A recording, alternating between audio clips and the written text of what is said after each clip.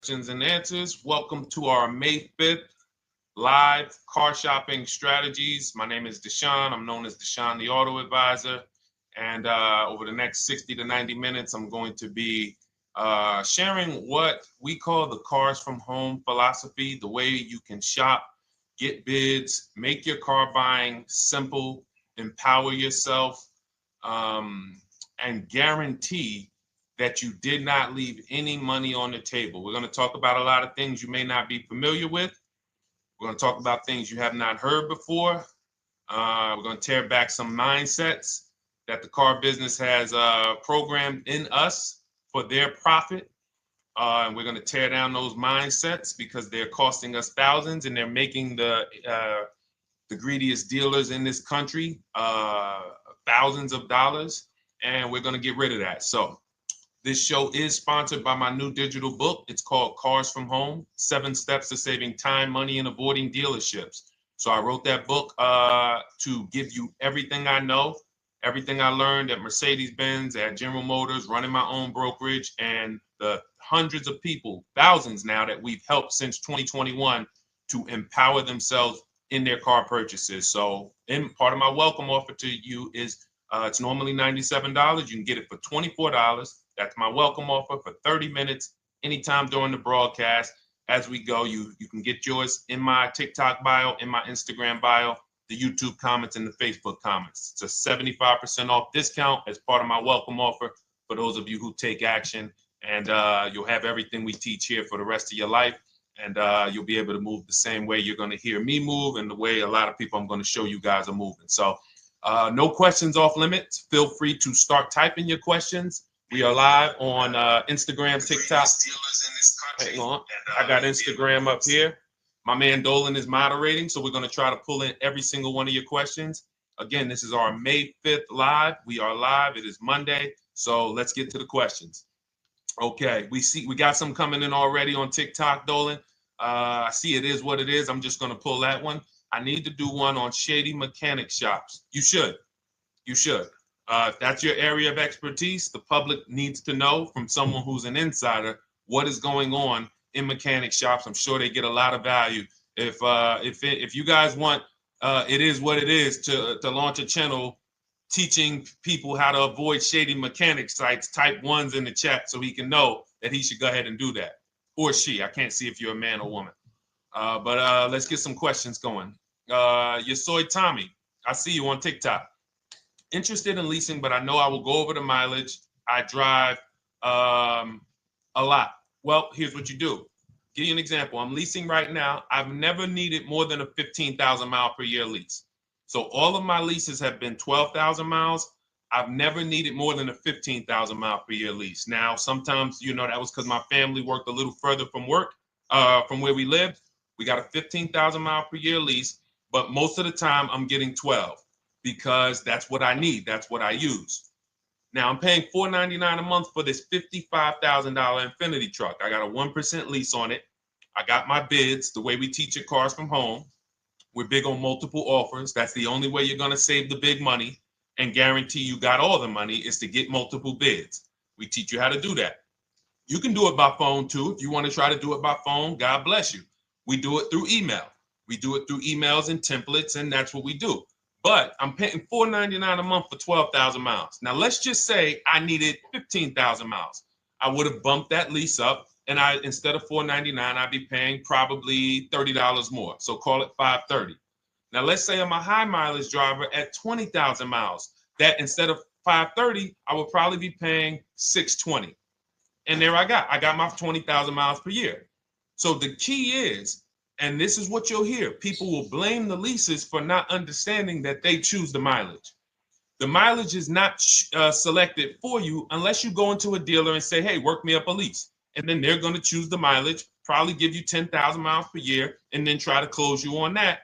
But that's not the way we shop. We're going to shop and we're going to adjust our miles based on what we need. So if I needed 20,000 miles per year, I would probably be paying $620 instead of $499.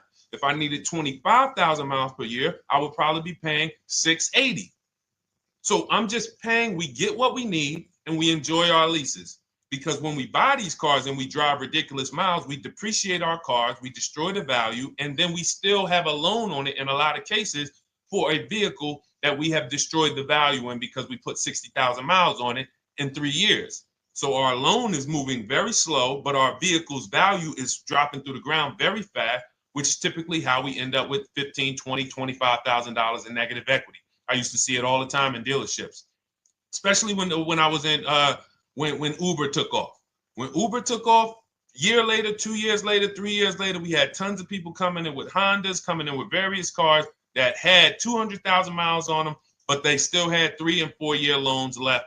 And, that's just a recipe for disaster. That's a recipe for disaster. So you should not be leasing, though, if you keep your cars 8 years. Some of you familiar with the 8-year rule, you understand. Everyone should not be leasing.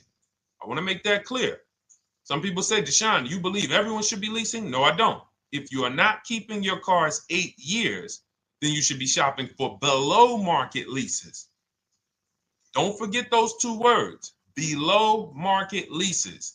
Because if you're paying what everyone else is paying for their leases, it's not going to make sense. Some of these strategies are not going to make sense.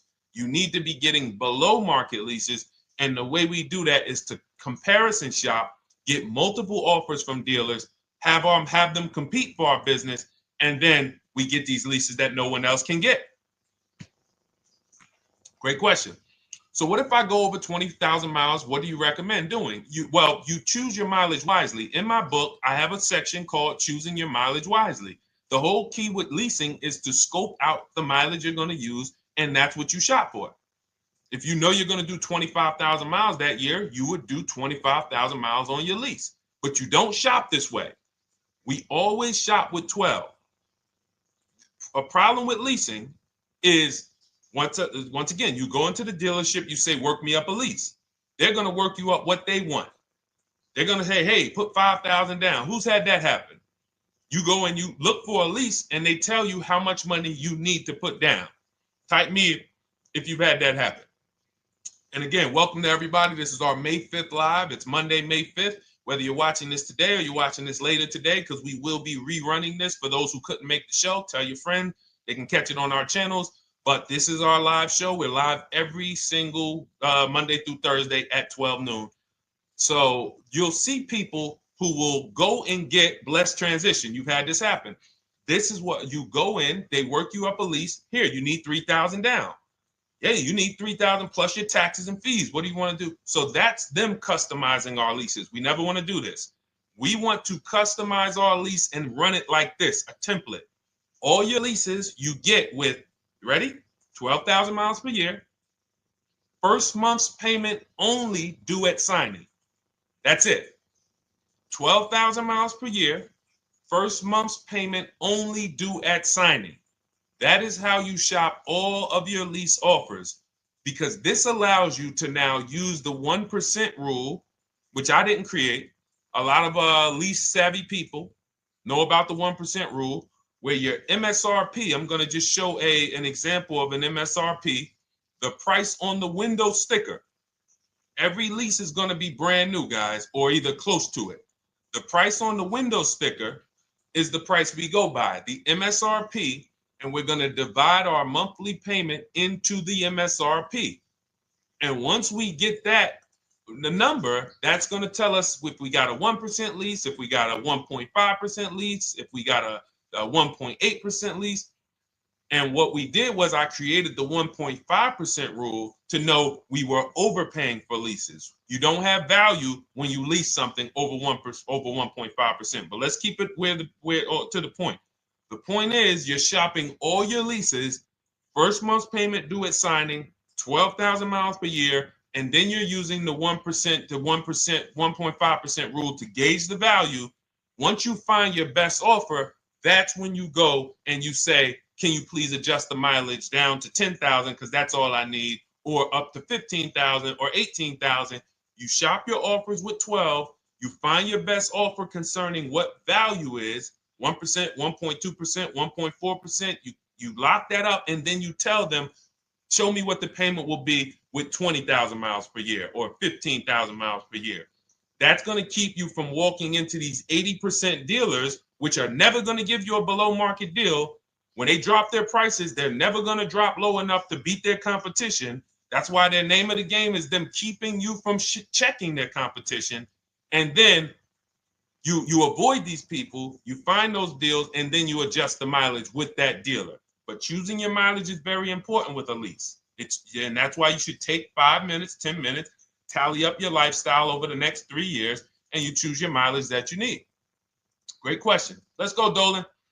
I'm getting married today. Congratulations to Ash on Facebook, everybody. Ash is getting married today. Congratulations. May God bless you with a healthy, lifelong marriage. Hallelujah. All right. Angel on YouTube says, can I lease for 36 months, then purchase to have a lower payment instead of buying at a higher payment? Now, what he's asking or she's asking is, I want this new car, but if I buy the new car, then I'm going to have to pay for the new car, in which case it's too unaffordable. So can I lease it first and then buy the difference at the end? Yes, you can. Let's talk about why that's not that financially wise. There are signals, guys, that tell us we are looking at vehicles that are too expensive for us. Signals. Would anyone on here take a 50-year mortgage? Anybody? Anybody? We got some smart people on here. Anybody volunteering for the 50-year mortgage, ladies and gentlemen? Anybody? Come on, somebody.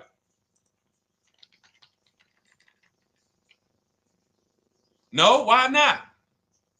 Why not? Why is everybody saying no to the 50-year mortgage? Because we know it's ingrained in us that a 50-year mortgage on a house means we can't afford that house, right? Same thing with cars. There's signals. And so when we cannot finance a brand new car and it's affordable, what should we be doing? We should be going to get a pre-owned car.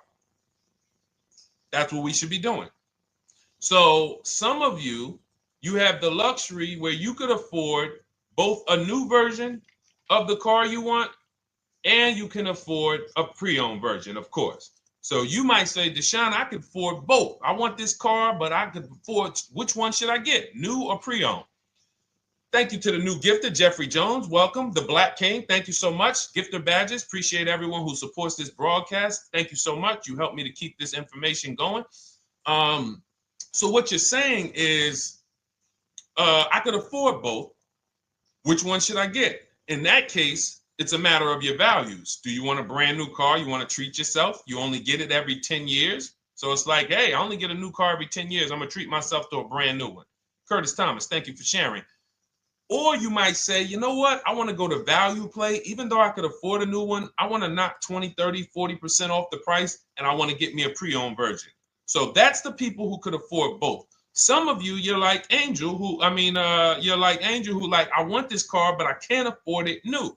In which case you go pre-owned, because you don't want to you don't want to lease a car 3 years, even if you get a below market lease deal, great lease payment, turn around and buy the difference, because you're typically going to need a 5 or 6 year loan for the difference.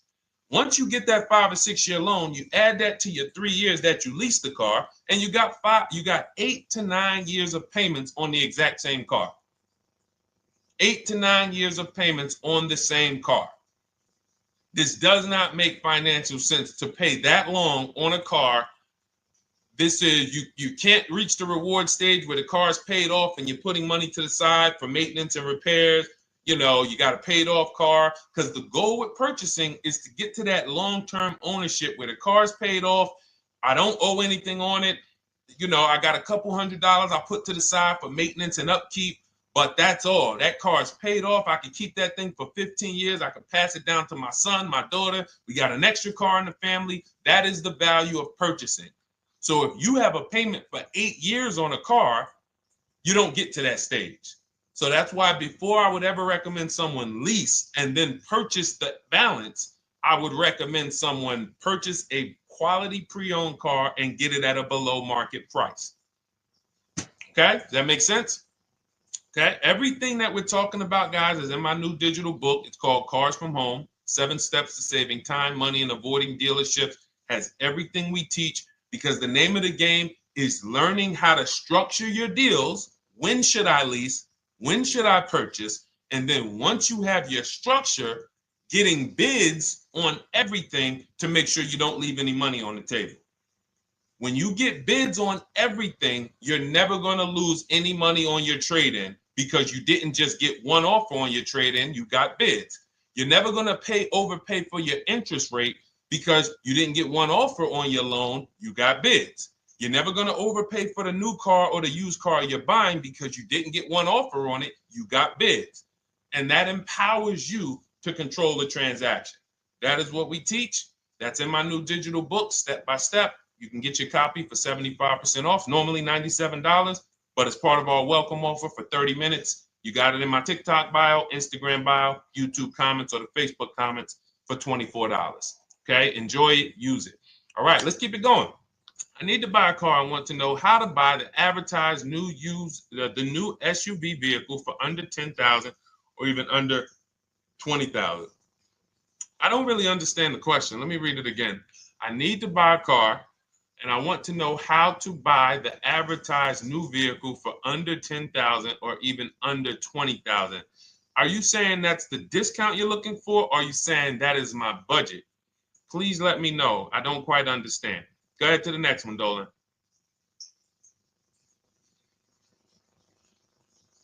All right.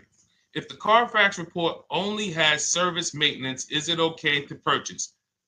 Okay, so all right, this is a great question, guys. This is about used cars. Who's going to be shopping for a used car in the next year? Type the letter U.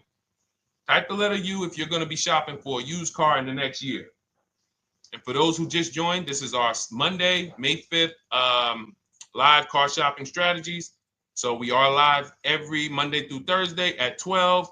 And for those of you who are watching the rebroadcast later in the day, you can, you'll get your questions answered. Somebody might ask a similar question, or you can join us Monday through Thursday at 12 live.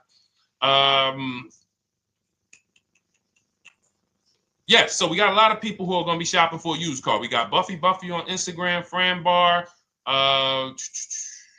Who else? A lot of people not buying? Okay. Instagram, the only people buying used cars?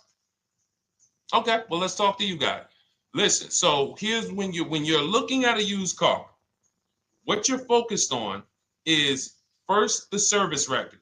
First the title history. What is the title history? That means, is it a salvage car? Is it a frame damage car? Is it a now, well, let's start first. Where do we find these cars? Let's start there. We're not going to lots. We're not stumbling onto people's lots. That's what they want. We do not want to go through our neighborhoods looking for used cars. Anybody who does not have a used car on a website, they're trying to take advantage of you, because that is unadvertised, that they don't want to be where the competition is. That is not the way we're going to move. And for years, it was like that. You drive past a dealership on the weekend, you see hey, oh, look, they got this nice yellow car, a nice big red car outside, and you just pull right in. That's 2005 stuff. Now, every used car, we need to be able to compare it to the whole market, which means we need to see it on a website, on a marketplace. So we're opening up, this is called my multiple marketplace strategy. We are opening up, and some of you are going to need a pen if you're going to really, or unless you're going to watch the rebroadcast, because I'm running stuff past you that, you're trying to buy a $30,000, $50,000, $100,000 car. We're not talking about how you're going to get a couple things from Amazon and, set up a little home studio for $2,000. We're talking about the second most expensive purchase most of you are going to make.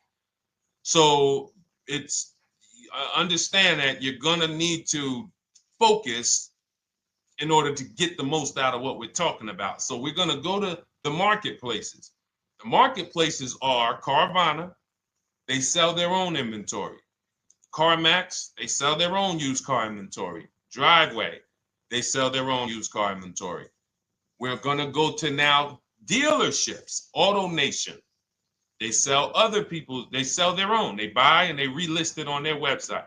But then you have Car Gurus, you have Carfax, you have Kelly's Blue Book, no, not Kelly's Blue Book. You have Auto Trader, Car Gurus.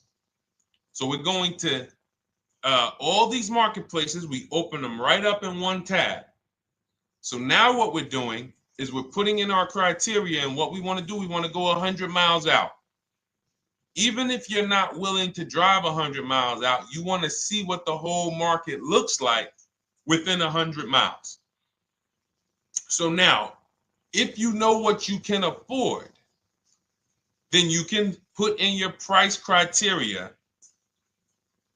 I have a tool that I created. It's called the Perfect Budget Calculator. Some people who have my book, you've used it, where you put in your down payment preferred, you put in your interest rate, you put in any equity from your old car, and it tells you, because what you tend to miss is the fees. That's what you tend to miss. So if you're not using this calculator that we created, you want to add another $2,000 or so, because you got to factor in the fees in that budget. Some of you go out and say, man, I think I could afford $30,000. Then when you find your car, they bump you up to $33,000 because you didn't factor in the taxes and fees. So this calculator does it for you in my book, and everything we use the Perfect Budget Calculator. But if you're not using it, just estimate another, a little higher. Now you put all of that into the marketplaces.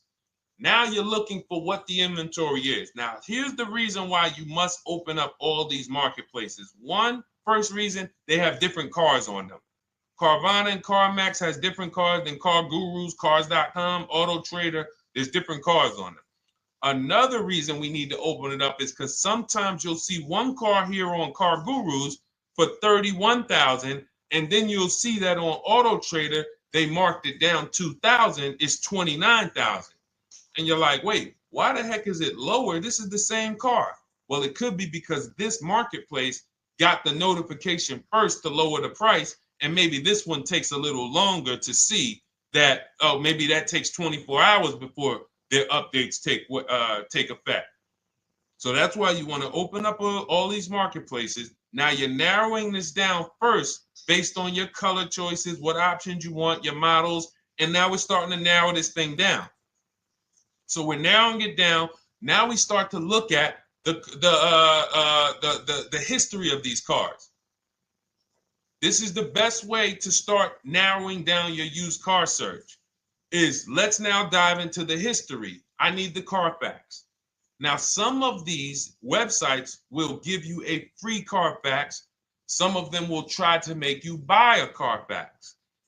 Now, I'm going to give you one of the secret strategies that we've been using for years in my book, and I'll tell you it right now. It is how we get free Carfaxes, because when we get to most vehicles, you guys, for those of you who are just meeting me, I worked in Mercedes-Benz for 5 years and General Motors for 5 years, and I ran my own brokerage. I started it in 2016, and I ran that while I worked at the car dealership.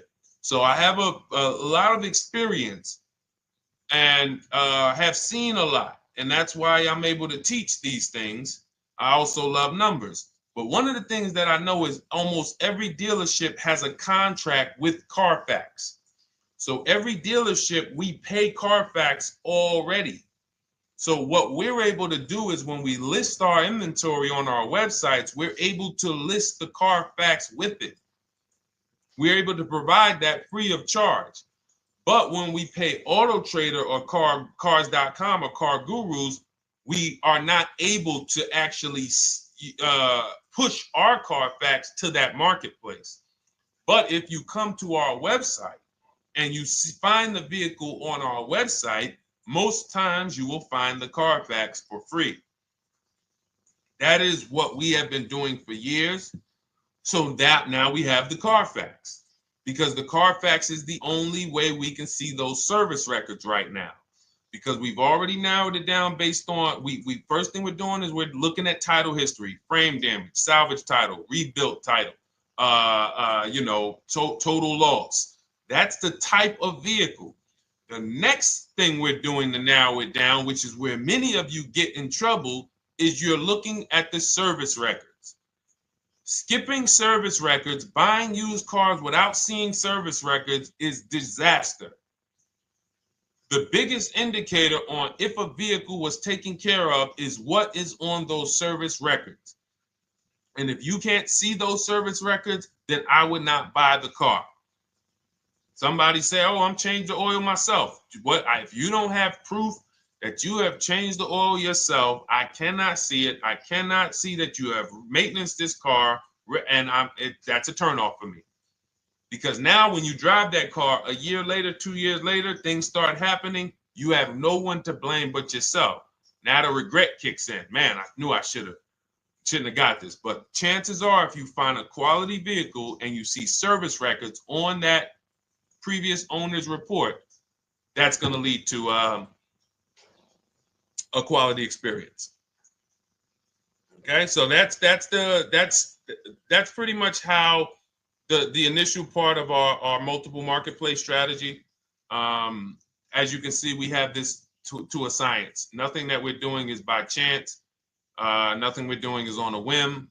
That is it. But let's go to some more questions. And I think the biggest thing I want everyone to understand so far is that we don't wing anything in this process. There's nothing, everything that I'm teaching you is going to be out of our system. Now, some of you have different learning styles. So let's address this. Again, welcome to our May 5th, Monday, May 5th live. We're live Monday through Thursdays at 12 noon. And we rebroadcast this for those who couldn't make it. You can share this with your family. Tell them, hey, visit Deshone the Auto Advisor's channel. He did a great show earlier. He answered some questions that everyone had. You can watch the broadcast all through the rest of the day. Now, but we're live every week, but we're live right now. So now the biggest, some of your learning style is different.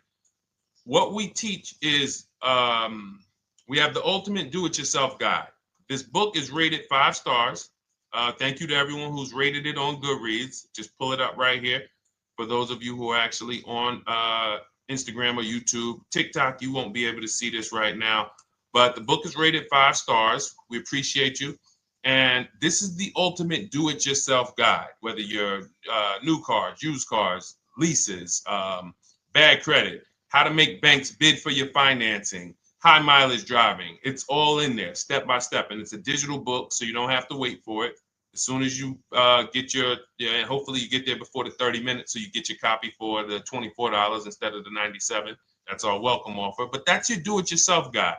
Some of you, you're a do-it-with-you person, and that's Shop with Deshone. You like videos instead of reading. You want coaching. You want support. You want a community. We have 1,600 people in our Facebook group. That's our Shop with Deshone. We've had 2,200, almost 2,300 people come before you. When you see me share people like Zafrina and like Melissa and Sheree, Ken, all of these people who are, they're showing their car deals that they got. Look, took me about 30 days. He went through, past Friday, locked down 2 vehicles, 2 Yukon 2025. Said he dropped sold the BMW. They dropped the price down to 70 grand. So they took off like 5,200 for him. These are all people who are in the Shop with Deshone. Their learning style is they prefer videos. They prefer, coaching with me. But again, it's the same information. So I want to be clear. It's just your learning style. So if you are like Deshone, give me the blueprint and I will run this thing. That you're going to be like the people who send, like Marie. Marie just wanted to let you know she got our book. Using the book, I saved over $13,000 off MSRP. Now, here's where the feelings get hurt. And this is not my intention.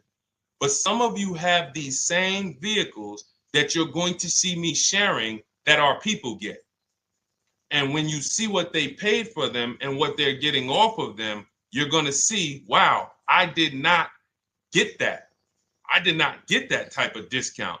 So all of you who have this 2025 GLC coupe fully loaded, she said they took $13,000 off MSRP. She got her bids from home, got my payment to be hundreds lower per month, maintenance included, no money down. We are masters at no money down deals. You should not be putting money into these cars unless you intend to keep them for 10 years and you got a great price already. You got a huge discount already. You should not be putting money into these cars. I have never done more than $1,500 out of my pocket for any lease. And when my car that I bought, I put money down on that because I bought it to keep it. But everything else, we are shopping with no money down. So you're going to see that a lot. So again, depending on your learning style, you can head to my bios and to the comment sections, open the Cars from Home Toolkit, Shop with Deshone might be right for you. I don't care how you get the information as long as you are saving the money. I don't care. If you could do it with a $24 book, do it with the book. I would rather you say, man, this guy Deshone helped me. I bought his book. I got it on the sale because he did the welcome offer for $24. And man, I done got 4, 5, 6 cars using this thing. And all I paid was $24. Congratulations. I will celebrate that. I wish that for everyone, but that's not everyone's learning style. So, okay, Dolan, let's keep it going. I'm sure we got a lot more questions coming in.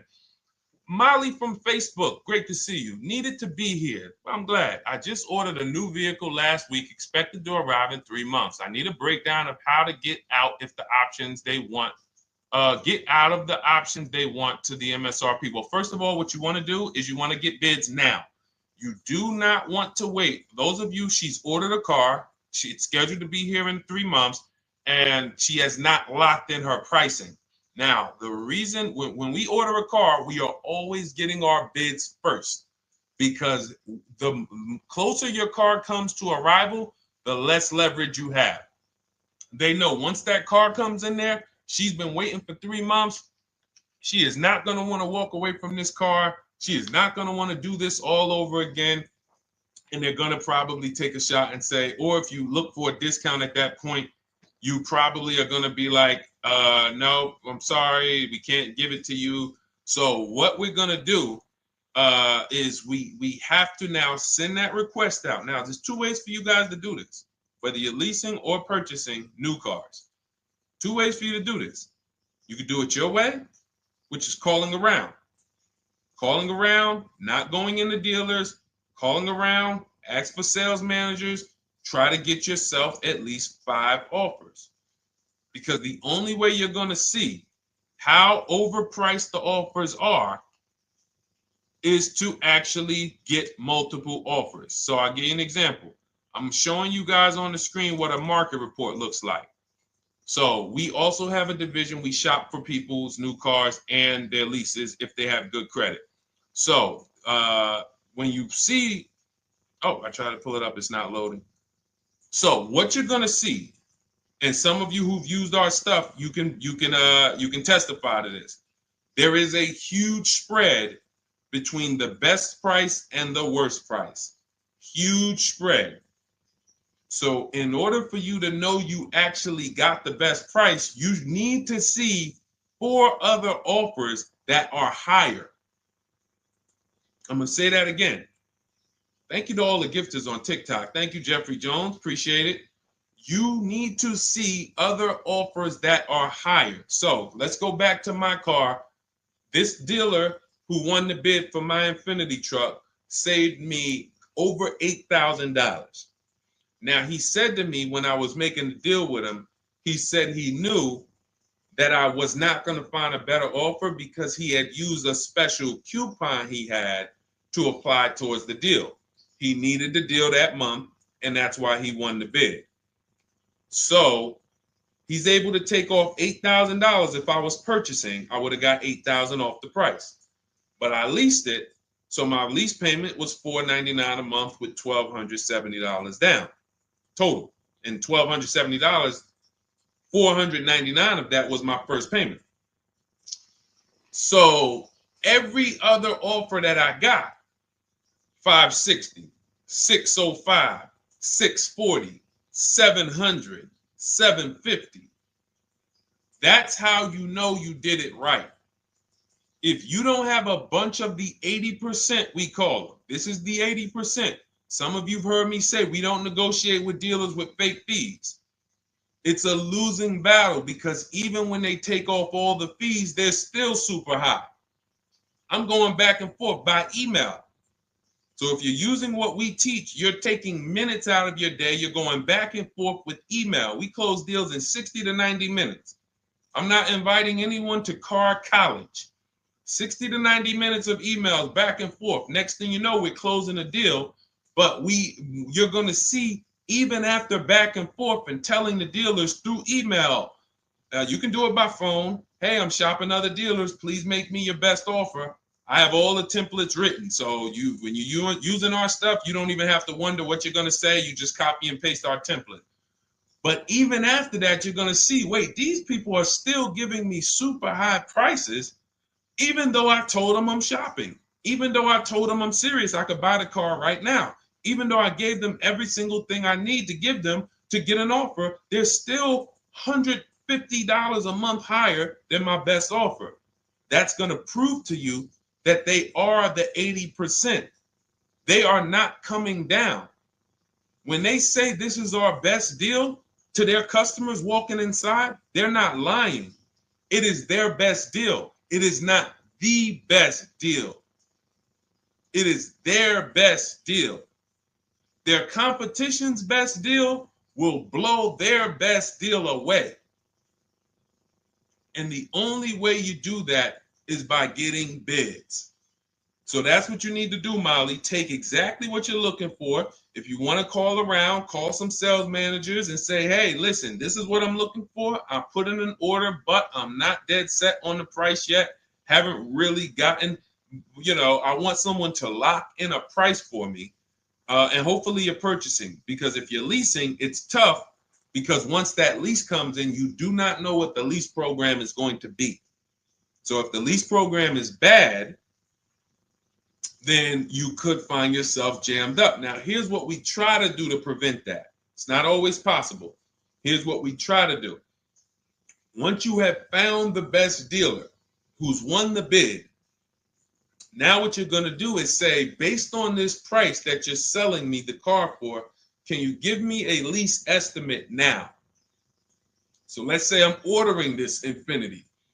I shop around, I find a dealer who says, all right, Deshone, I'll place the order. I'll take $6,000 off list price for you if you do the business with me. Perfect. Can you give me a lease quote based on that now? I know this is not the vehicle. My vehicle's coming, but can I get some type of an estimate of what it would be? And then I look at that, and if it's affordable, now I place my order. But I'm not placing an order for a lease blind, not knowing what my payment's going to be when that car gets here. Okay? Does that make sense? I know I may be typing, this is heavy. That's why I told you guys, when you're here with us in car buying, below market car buying strategies, this is like short 60 to 90 minute master classes. This is not lives where I'm showing you how to make macaroni and cheese and turkey and like, okay, yeah, you got your music playing in the background. Hey, listen, all right, what I need? Oh, hand me the Sazon. No, you could do multiple things. This is heavy finance talk for 60 to 90 minutes, and it will change your life.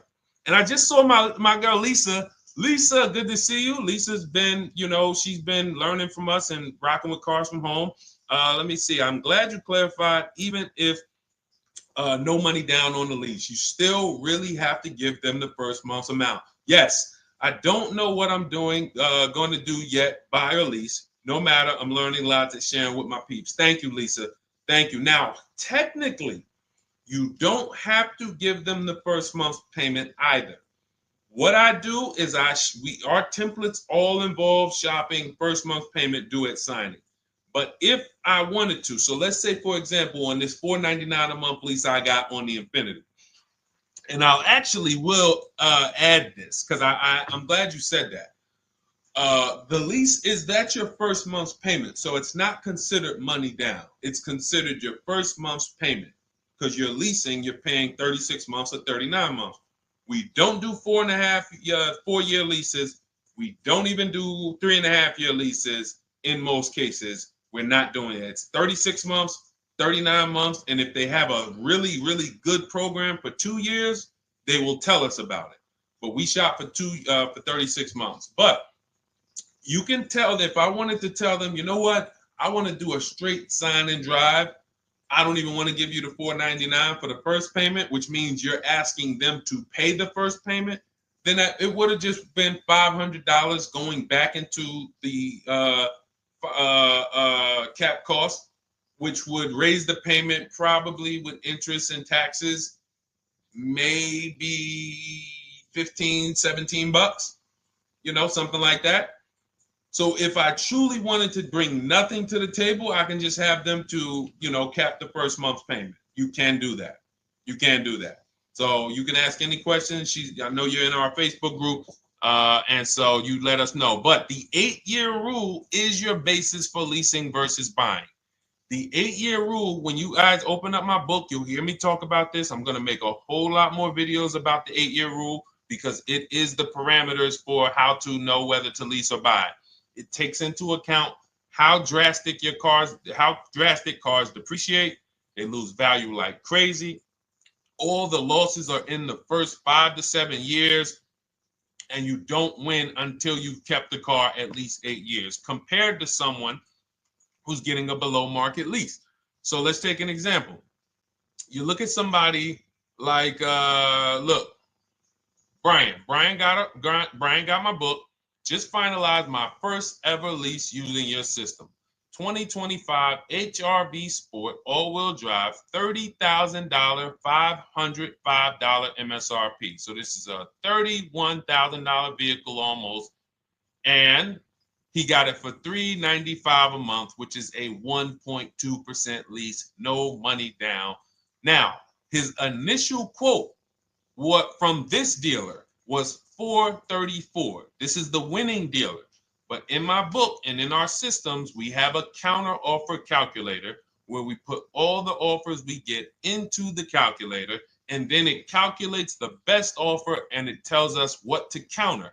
So his initial quote was $434. He countered with the calculator and ended up closing his deal at $395.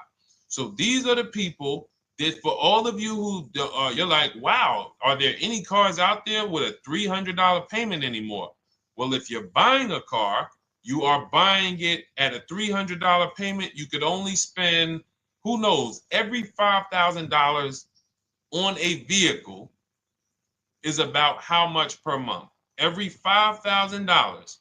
When you're looking at a car, every $5,000 on a 5-year loan, which is what you should be defaulting to, is about how much per month. Thank you, Nikki.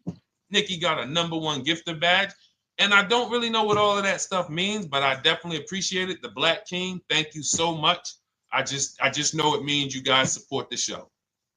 So I appreciate it. So who knows? Every Nucci Graham is and I wanna Nucci Graham will address you next, because as soon as you get your book, on the thank you page it says, "Thank you for your purchase. Click below to open your book." So we'll address that shortly. But okay, thank you, Lisa. Yes, every $5,000, and Nikki, $100. So this keeps you in the safe zone. When you are looking for how much loan I'm going to take, you are looking and saying, every $5,000 is going to cost me roughly $100 per month. So if I want to spend $400, then my loan needs to be about $20,000, which means I'm looking at this car. If I'm going to buy it for $23,000 plus fees, and I want to be at $400, I'm going to have to come up with some more money down, because I need to get my payment here. I need a $20,000 loan. I'm not going to go in looking at a $20,000 car and thinking, man, can they get me to $250 a month on this? No money down, because the math doesn't make sense. Because the only way they can get you to that is to put you in a 7 or 8 or 9 year loan, which is a horrible deal. And they've done it to a lot of people, because you go in and you just say, get me to this monthly payment. And they're like, well, you didn't say how long. You come in later, hey, man, my loan is, I remember, man, a guy called me, and this is, unfortunately, people are not trained to look at how long their loan is. Early in my career, I think I was still with General Motors, and a guy came in and he had some vehicle, And he was like, you know, D, could you look at this, man, and tell me, because I don't, you know, I'm trying to get out this thing, man. They telling me I can't get out of it now. That's a recipe. You bury yourself when you make these types of moves. They're saying I can't get out. I looked at his contract. It was a 96-month loan. 96-month loan. So he's in a 96-month loan at a high payment. He's going nowhere. And what it came from is him going in and saying, hey, get me to this payment. My payment's affordable, but how long is the payment? That determines what you're paying for the car. So when we say, yo, are there $300 payments out there? I'm showing you. Leasing, there's cars you can drive 30,000 miles, $30,000 cars, beautiful vehicles, payments in the threes when you're shopping and getting bids and you're finding vehicles with great lease deals. At the same time, on a pre-owned car, that's only going to get you under 20 grand, between 15 and 20 grand. So it's about getting the most for your money. And getting the most for your money, you must take into account the 8-year rule. If I'm not keeping a car 8 years, I should be shopping for a below market lease. I'm not tying up any of my money in this car because I'm not keeping it long enough to have all of that money benefit me. Does that make sense? Type ones if that makes sense. Type dollar signs if that makes sense, because this is about money. If I'm not keeping the car 8 years, then all the money I'm going to tie up in the car to pay for it, to pay off the loan, to do the maintenance, to change the tires, to change the brakes, to change the oil, to change the brake fluid, the transmission, all of the money I'm putting in that car, just normal maintenance. I didn't say anything broke. Normal maintenance over 7 years. I'm not going to keep the car long enough to have that make sense. Whereas had I leased, I'm just below market leases. I'm just literally paying cents on the dollar, changing my oil. Most of the times I'm out the car before I need brakes, unless some of you are driving 15,000 mile a year leases, and then sometimes you will replace the brake, but it still does not compare to the cost of purchasing. And you know, throughout the show, I'm gonna show a lot more lease deals and a lot more discounts. But the reason why I show you guys the lease deals is because the money doesn't lie. Unless you're just hell bent on paying more, the money does not lie. You can't compare when I was, you know, I'm driving $40,000 cars, my payments have a 3 in front of them, and my friends are driving $20,000 cars and their payments have a 3 in front of them.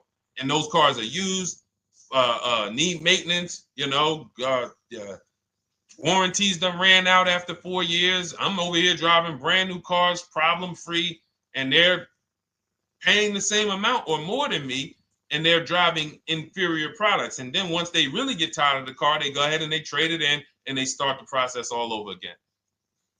So it's bad financial advice that the car business never trained on, and they just love for people to be ignorant. But we're not going to be ignorant here. All right, Dolan, let's keep it going. By the way, all of you who just joined, this is our Monday, May 5th live. We are live every Monday through Thursday at noon. So for those of you who may be watching the rebroadcast, we rebroadcast the show all through the day. So for those who missed the show, you can either, you know, or some of you want to tell your friends, oh, hey, you're shopping for a car, go watch this show. And we'll rebroadcast this show all through the day. And we rebroadcast all the episodes through the weekend. So for those of you who didn't have time, you're, man, I want to catch up on all the shows, all the questions that were asked. We'll rebroadcast those through the weekend. But we are live every Monday through Thursday between 12 and usually 1:30. You can have your friends and family tap in. You can bring your questions, and we try to get to as many as we can. All right, Dolan, let's keep it moving. Let's get to some more. What are the companies for loans? Well, there's a lot of them. First thing you want to do is, so we teach something called the bank bidding war. This is a question, because here's my question to you guys. Where do you get your car loans from? Here's my question to you. And I'm going to tell you how we should change the answer, because I know what some of your answers are going to be. Where do you get your car loan from? Some of you are going to say my bank. Some of you are going to say the credit union. Some of you are going to say the dealership. But all of those are not the answers we want to go with anymore. Here's the answer. You got it, Nikki. I love Nikki. Whoever gives me the best rate. That is going to be the answer moving forward. If you're using what we're teaching, that's your answer. Whoever gives me the best rate. In other words, whoever wins the bid. So what we're doing is we are not just going to our credit union and having them run our credit, give us a rate, and now we going out and we're shopping with a check in hand and we're shopping with our back against the wall because the bank says, well, hey, you know, your pre-approval expires May 17th, so you hurry up and find a car or you're going to have to come back and run your credit again. Now we're over here and our bank is putting our back against the wall. That's ridiculous. So what we do is we use what you should do is you should look at the average interest rate. If you have average credit, look at the average interest rate, and then you use that to budget. Again, I have a calculator that we invented. It's a proprietary calculator. You can't find it on Google. It's in my book. It's in our course, Shop with Deshone, in our checklist, our video checklist. This is stuff that, again, we don't, if you notice stuff that I teach, it's not anywhere. Deshone, why can't I find an 8-year rule on YouTube? It's because it's Cars from Home. We created it. I can't find the 1.5% rule. No one else teaches that. That's because it's our intellectual property. We created it. I don't mind people saying it, but they need to understand we didn't find this stuff. We created the stuff. So calculators, we invented them. So this calculator you take this interest rate, but even if you want to use a standard payment estimator calculator, you can take just what I said. Remember, add a little bit more for the fees, because that's what you're not taking into account. The fees, the taxes, and that's where we get in trouble. My calculator, our perfect budget calculator, does that for you. So now you want to look at the average interest rate. Type in average rates for cars. Use that for your budget, just so you can know about how much car I can go and get. So between what I told you about the $5,000 being $100 a month, and that last part about, adding a little bit more and using the average interest rate, you should have a good gauge on a range of car to go and shop for.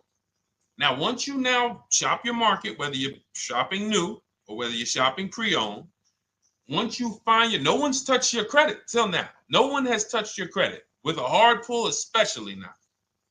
We do not, in order for this to work, like what Nikki is saying, where you're only giving your business to the bank or credit union that gives you the lowest APR. In order for this to work and for you to be able to shop freely, no pressure, you need to make sure you don't let anyone run your credit with a hard pull before you find your best deal on a car. Soft credit pulls, estimates of budgeting, the way I just said. Now, you go out, you find your car, whether it takes you a week or a month or 3 months. Bang, I found my car now. You lock the car up, put it under contract, you leave your deposit. You never, ever. How soon when you get a car does the dealership want you to take it? I like asking questions like this because we can prove how predictable most of the car business is. How soon after you purchase a car does the dealership want you to take it? Thank you, Janae. Immediately. Now, the reason for that is, there's various reasons. There's various reasons. Right then and there, Molly, yes. But what I want you guys to focus on is what you lose by taking it right then and there. You lose the ability to shop the interest rates. And shopping the interest rates is very important because you'll always wonder, could I have gotten a better rate? So what you do is you lock the car up, you let them know, hey, I'm going to go home, just give me my, let me get my paperwork so I know exactly how much I need to tell my bank. And here's the key, if you guys can beat what my bank or credit union gets says, then I'll give you the loan. See, some people think that I teach don't let the dealerships compete. I never teach that. What I teach is don't let the dealerships be your first offer ever. They are always your last offer, and they're competing against other offers that you got. So now you're going home, your car's waiting, you're going to see what your bank, your credit union can do, and then you go online. You can go right online. Auto loans online, auto financing online. Let all of these banks and credit unions access your credit now with the hard pull, because there is an article that Experian did, and you can find it at almost any credit bureau, wrote an article on rate shopping. They allow you to have multiple lenders compete for your business within a small period of time. They say the window is 14 to 45 days. So if the window is 14 to 45 days, how quick do y'all think I want you to do it? If the window says, because that's a big window, as long as you shop within that window, at the end, those multiple inquiries will have the same weight on your score as one inquiry, because it looks as if you were shopping and you were doing your due diligence. Thank you, Greg, Sheila, with these gifter badges. I don't know. It's like a nice. I appreciate it, Glendale. Thank you. So with these, when these banks are competing, what you're trying to do is say, everyone here on my end, we call this the bank bidding war. This is round two. Round two is you are bringing your car home. I'm sorry, you are at home. You're going online. You're calling your bank. You're calling your credit union. If you have one, you're going online. This will take you literally one day, not even. This maybe take you an hour. Because if they say that the window to shop is between 14 and 45 days, I want you to do it in 24 hours. We want all the competition in 24 hours. Because that guarantees we are way within the window. They're going to look and see, wow, this person bought a car. They had multiple lenders competing in a small period of time. They're not out here just letting people run their credit over, every week. Some new banks running their credit. So now you call the dealership afterwards. You say, hey, the best offer I got was from such and such credit union or such and such bank. If you guys can beat it, I'll give you the business. You allow the dealer to now shop you to their banks. In which case, they're going to call you and say, hey, good news, we got you a better rate. Or, hey, good news, we couldn't beat the rate, but we can match it. In which case, they save you the time, they save you the paperwork. Or they're going to say, hey, listen, that's a great rate you got. We can't beat that. None of my banks can beat it. And in which case, we guarantee all around we got the best rate, which is the goal we're looking for. As Nikki said, I'm only giving my business to who gave me the best rate. That is the bank bidding war. So when you get your digital book, Cars from Home, you'll get that in writing. We also have it in our Shop with Deshone video checklist. For those of you who are more do-it-with-me types, again, we're all about your learning style. And some of you just like, Deshone, I see you. Can you shop for us? What are these? I'm seeing a lot of you guys shop for people, new cars, new cars, leases only. And you have to have good credit. Your FICO scores need to be over 670, all of them. But if you don't, again, same result. We've been helping people get these results since 2021. And again, I am all about speed. These are short videos. The book is boom, action steps, action, action, action, action. I'm not trying to teach you everything about cars. I'm trying to walk you through a path, a 7-step path to get to the result you want all the time. Okay, I'm not taking you to car college. You're not going into the car business. You just need to know how to get the best deal. And that's what it's about, step by step. Okay, but for those of you who are just coming on, this whole show is sponsored by my new digital book. It's called Cars from Home, 7 Steps to Saving Time, Money, and Avoiding Dealerships. It's a digital book. Everything we teach about new cars, used cars, leases, below market financing, high mileage driving tips, bad credit tips for those of you who have your credit is not going to qualify you for everything else we're talking about. You need specific strategy. We have that specifically for people with bad credit inside my book and inside Shop with Deshone. So that's why I never believe in one size fits all car buying advice, because all of you are in different situations. So how does somebody look saying, you all should do this? We're all in a different situation. I have a trade-in. He doesn't. He has a lease that's coming due. He doesn't. Oh, he has a lease that's coming due. He has equity in it. We need to help him get that equity out. He has a lease. It has an equity, but it has a third-party restriction. We can't talk to people the same. That's why everything we do is custom and letting you know, no matter what your situation is, it's very common to us. Very, very common. So, all right, let's keep it going. We got some more time, Dolan. Pull them up. More questions. All right, yeah, I see we got a couple more coming in on TikTok. How do I get the book? Well, the book is in my TikTok bio. In my Instagram bio, there's a website there. It's Cars from Home Toolkit. And then you'll see the welcome special for $24. So the book is normally $97, but as part of our welcome special, you got 30 minutes to get yours for $24. So you won't pay the $94. You get 75% off. We also have a link for you guys on Facebook and YouTube in the comment section so you can get your copy. And if you're going to spend a couple more minutes with us, I would appreciate if you share the broadcast with one person that you care about, so that can help. We can help get this information out, and we can help change lives. If you didn't receive your ebook, well, first of all, as soon as you purchase your book, you're going to see a thank you page. It says, thank you, screenshot this page. And then it says below, click the link below to open your book. So you actually get the link to open it as soon as you make the purchase. And then I say, I also emailed you a copy. So sometimes people type their email in, one letter's wrong.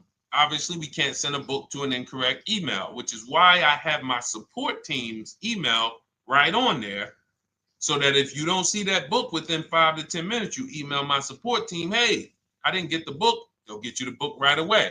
So as you can see, I want you to, Dolan, can you put up, do we have anywhere with, we can put up the support team's email for this person, and just send an email to support.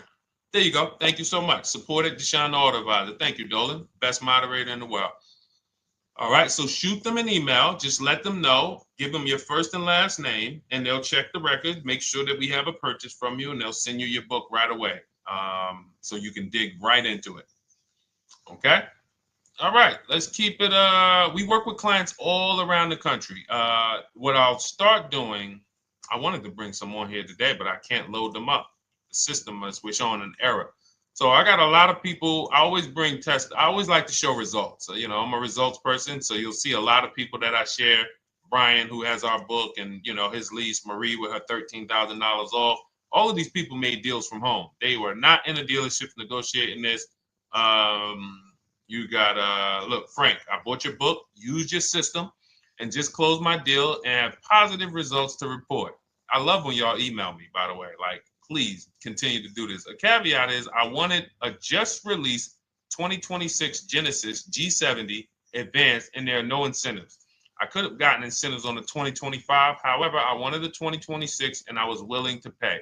So even with high demand cars, even with cars that are rare, this is the situation. I reached out to 20 dealers, and I received 9 offers for 36 months, 12,000 miles on a $58,000 MSRP. The initial offers range from $1049 to $901, with everything in between. I counter offered using the calculator that we have, and closed the deal at $815 on a $58,000 MSRP. That's a 1.4% deal. Now, mind you, that on a vehicle on a 2026 with no incentives, which means every bit of that was the dealer taking off money for him. He probably had to get at least $5-6 grand off to have that deal come in the 8s, when other dealers were quoting him 9 up to 10 and, you know, mid $1,000 range. So, you know, but so I show the book testimonials. I show my Shop with Deshone testimonials. But I want to start bringing these market reports so you guys could actually see that's our team shopping all around the country. And that allows us to stay, we're able to just stay on top of the market, like from state to state. It proves like this stuff is not, oh, if you're in New Jersey, the deals are better. Yeah, if you're in Florida, the deals are better. If it's California, we don't have deals out here. All of this stuff is not true. And thank God we have people using the Cars from Home systems, be it by book or be it by our video checklist, or be it us shopping for people all around the country where we can tell you beyond a shadow of a doubt. I can show you market reports from Texas, from Oklahoma, from South Dakota. We did a deal for a Mazda, a South Dakota deal, Nebraska, California, Florida, Georgia. We're shopping for people all around the country. And there's great deals everywhere in the country when you know how to make dealers bid. Because you're always going to find that 20% dealer who just wants to beat their competition. They're the best in the region. And you got to go out to find them. You got to have a system to find them. Because most of the dealers are not them. Most of the dealers are the 80%. That's just the way it works. It's a numbers game. And the 80% are very expensive. And when you walk into the 80%, they'll go down. You're like, oh man, all right, can you take off? Can you get me down? Like, yeah, man, you're like $150 a month higher than where I could be, my max. And they go back and forth. They're like, man, I could take off $50 a month. Ah, man, that's the best you could do. And then next thing you know, you get down to 100. Yeah, all right, we'll take off $100 a month. And you're like, all right, I guess I'll take that. You don't realize that a 20% dealer, not only were they nowhere near your max budget, they were $100 less than your max. You're talking to the 80%. The 80%, when they come down, they're still here. The 20% are here. So you're over here with an 80% dealer walking into these dealers. 8 out of 10 dealers over here are 80% dealers. So y'all talking them down like this, and y'all thinking we winning. Oh, I talked them down to this. Meanwhile, the 20% dealers are here. 20% dealers will launch a bid. We gotta cut. Oh man, if this thing wasn't broken, tomorrow's show, I'm gonna bring on a lot more market reports. We got dealers who come right out. We getting offers 700, 790, 820. Dealer come right out 650. Boom, blow everybody away. Like, oh, let's go. We got a winner. Looks like we got a winner here. That's it. And then it becomes fun. As you can see, this is fun for us. When you change the way we shop, you shop and you start to you're going to be the prize. You're going to be the prize. So anyway, let's keep it moving. For those of you who have gotten your book, I look forward to you using it, empowering yourself, having these same results. For those who didn't know about the book, it is a digital book. You can get your copy for 75% off for 30 minutes in my TikTok bio, my Instagram bio, the YouTube comments, and the Facebook comment. And for those of you who've been on and you still don't quite trust us, you want to get started with at some free advice, go grab our cheat sheets. We have our free cheat sheets in my Cars from Home toolkit, totally free. Test us, look at the cheat sheets, look at the strategies, look at the emails I'm going to send, guiding. Like I don't play around. So if you want to just say, test out, let me hear some free advice, start with our cheat sheets. All right. Yes, I'd actually answered that when I read that comment, Dolan, on TikTok about do we work with clients in New Jersey and New York? Well, yes. When it comes to shopping done for you, if you open the Cars from Home toolkit and you're like, Deshone, I just want to relax at home. You guys go shop the market for me. If you have good credit, FICO scores over 670, and you have and you're shopping for a new car or a lease, you can book a call with us and we can see if we can help you. Book a 10-minute call. It's free. And we can see if we can help you. Is it best to lease a car if you're currently underwater? Ooh, if I was underwater right now, let's just say I have 15,000 negative equity. I made a bad deal during the pandemic. I'm upside down and I'm like, man, I got to get out of this car. But and first of all, I know I should be leasing because now we know the 8-year rule. The 8-year rule says if we're not buying our cars to keep them at least 8 years, we should be shopping for below market leases. We're going to pay a lot less money. Below market leases, not normal leases. Very important. So what I'm going to do is I'm going to actually right now look for an electric vehicle that I could lease because some electric vehicles right now, we're getting under 1%. We're getting 0.88% leases. We're getting 0.79% leases, because if you do your bidding, you're going to see. Now, again, if you want to call around for your multiple offers, you can do that. I'd rather you call around than to do what you've been doing. I'd rather you, with your new cars and your leases, call around before you walk. That's better than what you've been doing. But if you're like, Deshone, I don't want to talk. I don't want to wonder what I'm going to say. I just want to copy and paste. That's the Cars from Home way. Either way, you get your 5 offers, and you're going to see now, my best offer on this $40,000 electric car might be $320 a month. So I'm now driving a $40,000 car. If I didn't have my negative equity, then I would be driving it for $320. But now I got to bring this negative equity over. Now, the reason why you want to look at these electric cars for this is because if you try to bring a bunch of negative equity over, what ends up happening is you're now messing up the loan to value ratios, and the bank won't approve it. So you might go in and look at a $40,000 car, and now you bring this 15 grand of negative equity, and the bank is saying, we're not going to loan $55,000 on a $40,000 car. We're not doing that. So that's when they'll say, some of you may have heard this before, you have to put money down. They'll say, we can't get you approved unless you can put $3,000 down, $5,000 down. You have too much negative equity, and the bank is not going to approve it all. But when you get your bids on some of these electric cars, you're going to get $10,000, $15,000 off. And this is specifically what I would be looking for. I would be looking for the electric vehicle that when I get my bids, I'm saving 15 to 18 to 20 grand off. And if you guys don't think that's possible, you haven't been here for long. You know, this is Milligan. She bought her Mercedes EQE last year. She literally, MSRP of her car was $79,245. She got almost $30,000 off the vehicle. Almost $30,000 off the vehicle. $51,359 is her price. $79,000 vehicle. She got it after rebates, after discounts, after everything. $51,359. So you take a vehicle that you can get a huge amount of money off, then you bring your negative equity over. So now that payment goes from $320. Yes, it might go up to $575 or $600 even. But I know I'm in a nice car now. I'm in a brand new car, and after 3 years, I'm done with that negative equity. So that's what I would be doing.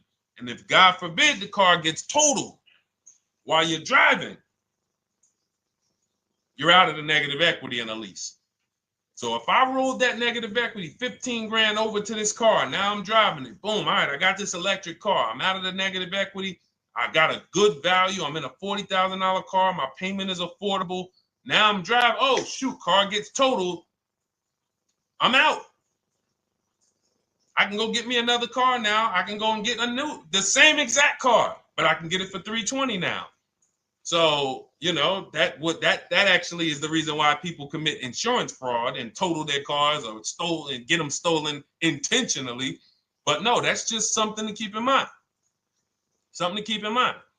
Because most of you, when you start leasing, you're going to see that was my reason for negative equity.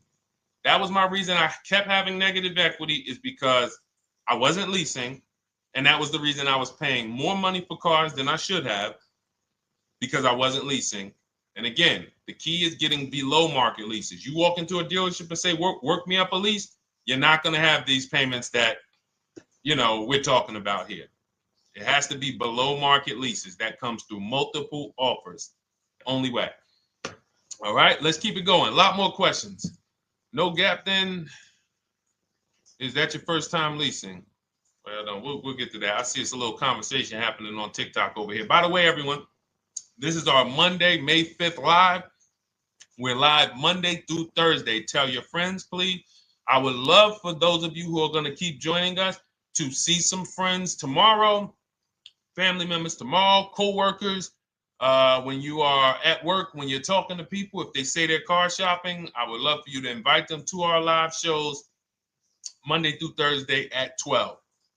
And if they couldn't make the show, we will rebroadcast each episode for the rest of the day. So after today, after we end the show, if you guys want to refresh on some things or you want to whatever, you want to send people, we will rebroadcast this episode for the rest of the day.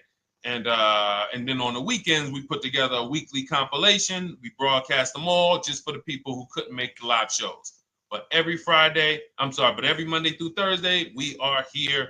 And yes, happy Cinco de Mayo to you too, Nikki, and to everyone who celebrates. All right, what do you think about waiting till December month, mid-month to buy a vehicle? I do not. Dealers need cars to sell before that. It's a myth. All right, we're going to dispel a myth, okay? When have we been taught that the best time to buy a car is? Thank you to everyone running up the likes on TikTok. We're at 3,400 likes. Every time you hear something you like, you double tap the screen. That makes a big difference. It sends a message to TikTok that we're doing something good over here. Okay, end of the month. Yes, sweet now.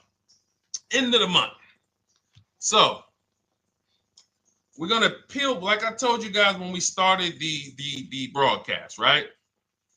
We are gonna, yes, Molly, last day of the month, right? So this is what we have been taught. Last day of the month, come on in. That's where your deals are, right? Let's look at this logically. As a former car salesperson, the times where where I saw the dealer or myself being the most desperate was the times where we did not have a lot of customers.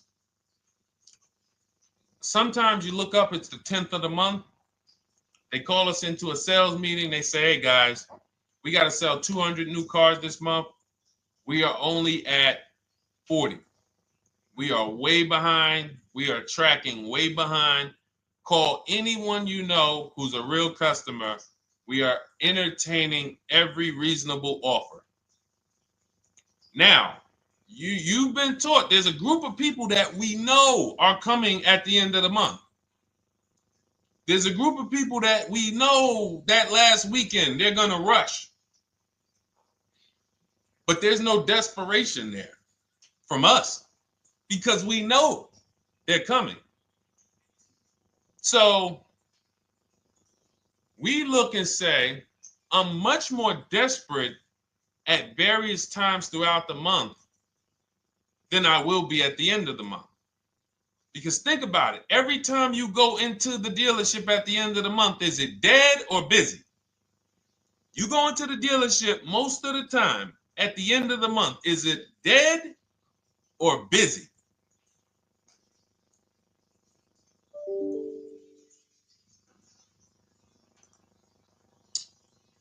Thank you. It's a zoo. It's a zoo. Customers everywhere. That means all the car salesmen are not worried about making a deal.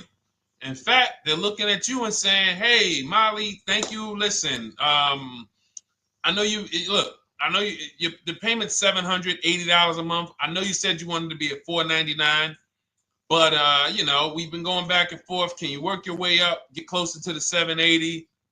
Because they know now we can take a shot. Because we have some other customers behind you, Molly. Did you see the people walking out? These people just walked out. They're mad. We don't have enough salesmen here. We got people waiting 40 minutes to speak with somebody. Do you think you're getting the best deal when that's the energy? Yes or no? Let's just be honest here. See, you might forget some of the lessons that we teach if you don't have our books and if you're not in our video checklist and coaching. You might forget some of the lessons, but hopefully you won't forget the stories. So you walk in the dealership at the end of the month, the place is a zoo. It's people everywhere. They're ringing bells. They got the big clown, donuts around. Hey, you want a donut? Do we think there's desperation? Thank you, Sheila. Thank you, Molly. There's no desperation here. And they don't magically wait till the end of every month to hit their numbers. Some dealers hit their numbers at the 25th of the month. Numbers are hit. We still got people coming in end of the month. So What we want to do to answer the question is we want to be positioned. What I like you to do, for those of you who are in an emergency situation, you need a car in a week, in 2 weeks, that's fine. Everything we teach can guide you. We've had people who got their cars in 3 days. Like that's not something that is let's see. This is my second go around, much easier, more relaxing experience. Calculator definitely helps. Turned in my CRV, got a 2022 Marcus, some dealers wouldn't do. Somebody, I wanted to read you somebody who got their car in like 3 days, 5 days. That's normal. Again, like I said, we're not taking you to car college here. Like you know, our step-by-step programs can get you to your cars in less than a week, 90 minutes. But you don't want all your car shopping to be emergencies, because here's where you want to be. You want to be able to say no for up to 3 months. Reason is there's a group of people that walk into the dealerships. They're there right now. They're desperate. They're giving off desperate energy. They can't say no. They back themselves into a corner for whatever reason. If their leases are up, maybe they don't know you can get an extension. If your lease is up this month, you can call, you can get yourself an extension for 1 month. Some leases will be extended up to 3 months, up to 6 months. Those of you who have cars and you're like, Deshone, I'm shopping for a new car, but I don't need it. I just, my car still got some life to it, but, I want to look for something new. This is a position of power to be in. This is where you want to be. You want to be able to say to yourself, all right, let me look at the offers this month in May. All right, I'm going to follow up next month because the offers change. The used car market changes. The lease prices change. The dealer desperation, it changes. I'm not letting tariffs push me into doing something and making a bad deal. I'm not doing it. I'm not worried about tariffs coming because there's going to be deals no matter what. If the prices of the new cars go up, what happens to the prices of our used cars that we're going to be selling? See, that's how we really won during COVID. Some people who've been with me since 2021, that's how we were winning. My man John Shaw, he was one of the first people. David Isaacs came in, got his BMW. Yes, the lease prices were slightly higher back then. We were still getting under 1.5. We were still getting 1.4. John got a 1.2 on a Jeep Wrangler, but we were selling our old cars for 8, 10, 12 grand more than they would be worth today. So even if the new car market goes up, we know how to maximize the prices of the cars we're getting rid of, and we're going to offset it. So we want to position ourselves to be able to say no. That is the strength. That's the leverage where we can say, you know what? All right, I'm going to follow up next month. Now we're telling the dealers right up front, hey, call me. I'm good between now and June 18th. I'm good between now and July 20th. So now what those dealers say is, okay, this is a serious customer. By the way, we have all this in templates. In my book, you fill out the template, you fill in, here's the day you can buy a car. This is your deadline. When we blast it out, these are things you can call dealers and you can tell them, hey, I'm good between now and anytime before the summer. Call me if you get a black one with the red seats and this package in it. If you want to call around, you want to do it that way, you could do that. But what you're letting them know is, call me when you want to make a deal. I can make a deal today. Let me see the numbers today. Great. All right. If sometimes you'll see that a car is a little bit out of the range we want it to be in, you might say, man, I'm looking for it to be around, 505. This thing's coming in about 550. Okay, maybe I'll check next month, see if the program gets better. You might say, all right, dealers are saying to some of you shopping for cars that maybe every dealer is not going to have it. When you reach out to the dealers, only 5, 6 dealers have it. But they say, hey, I got something coming in May. I got something coming end of May, June. Is that good for you? See, they're desperate customers. They can't say yes to that because they back themselves into a corner. But you guys now operating with a 90-day shopping cycle. If a deal comes today, I'm jumping on it. But if you got something coming next month, I'm jumping on that. Call me when you're desperate. Call me when y'all have that meeting. Hey guys, we're way behind. Listen, we need a deal. I'll take any deal right now. Hey, is that person that Sheila McCauley, you know, that last month, her number, we couldn't make that deal last month. Did she get a call yet? Hey Sheila, did you get a call yet? No, I'm still waiting. Okay, great. We can get to your number now. Perfect. Thank you. Positioned. So we want you to be positioned when you use what we teach, whether it's the Cars from Home digital book, whether it's the Shop with Deshone. For those of you who are like, Deshone, let's do this together. I want the checklist videos. I want coaching. I want to be able to pop into the Facebook group, ask around. We can't give you that for $24. No author can give you the support. I got tons of books. There to Be a Man, In His Steps, Tony Robbins' book. None of these authors can give me support for the price I paid for their book. That just can't happen. But some of you are like, you know what? This is a big investment. I want to make sure I have a access to, you know, systems for life. That's the Shop with Deshone done for you video checklist. And then you got coaching direct with me in our Zoom calls every second and first and third Wednesday. Twice a month we do. And then we got our private Facebook group with 1,600 people. And then some of them are sharp as me. I'm telling you, let's look at, you know, y'all know I brag about Rosalie. If you like Rosalie, if girl got 4 cars in within a year, you know. Her first car was the Infinity. She got her Infinity truck. And I was sharing her a lot last year when she got her Infinity QX60, but she recently shared that she got 3 vehicles. And hold on, where is she at? I just had her up. So this is the people that's in the group.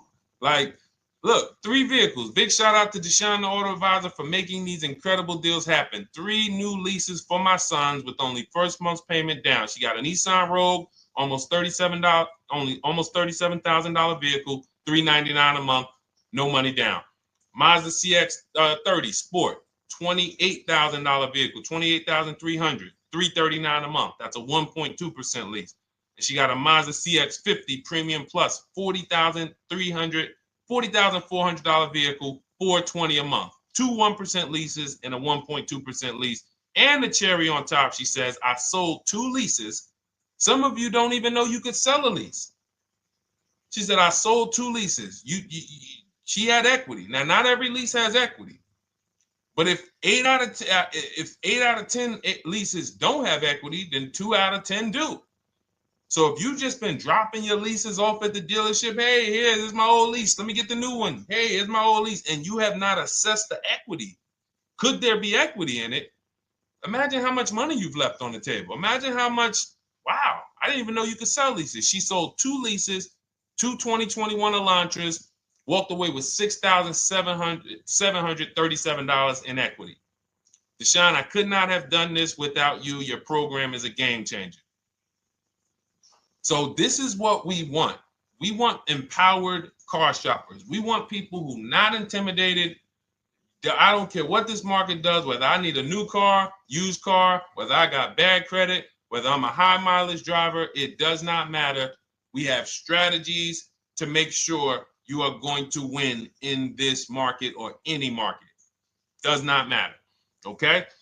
So, for those of you who don't know, the whole show was sponsored by my new digital book. It's called Cars from Home, 7 Steps to Saving Time, Money, and Avoiding Dealerships. It's 5-star rated. Thank you to everyone who's rated it, reviewed it. It has everything we teach in a step-by-step format. It's normally $97, but as part of our welcome offer, you can get yours for $24 in my TikTok bio, in my Instagram bio. Click that website. It's the carsfromhometoolkit.com. Or we have a link for you guys in the YouTube comments, in the Facebook comments, and you just click the $24 welcome offer, good for 30 minutes. And for those of you who have different learning styles, or if you just want some free advice, we have some links in there for you as well. Whether you are a do-it-yourself type, whether you are do-it-with-me type Deshone, or whether Deshone, I think I qualify for that done-for-you shopping, where I can relax at home and you guys go do that work. Or like I said, you want the free advice, just start with our cheat sheets and you can go from there.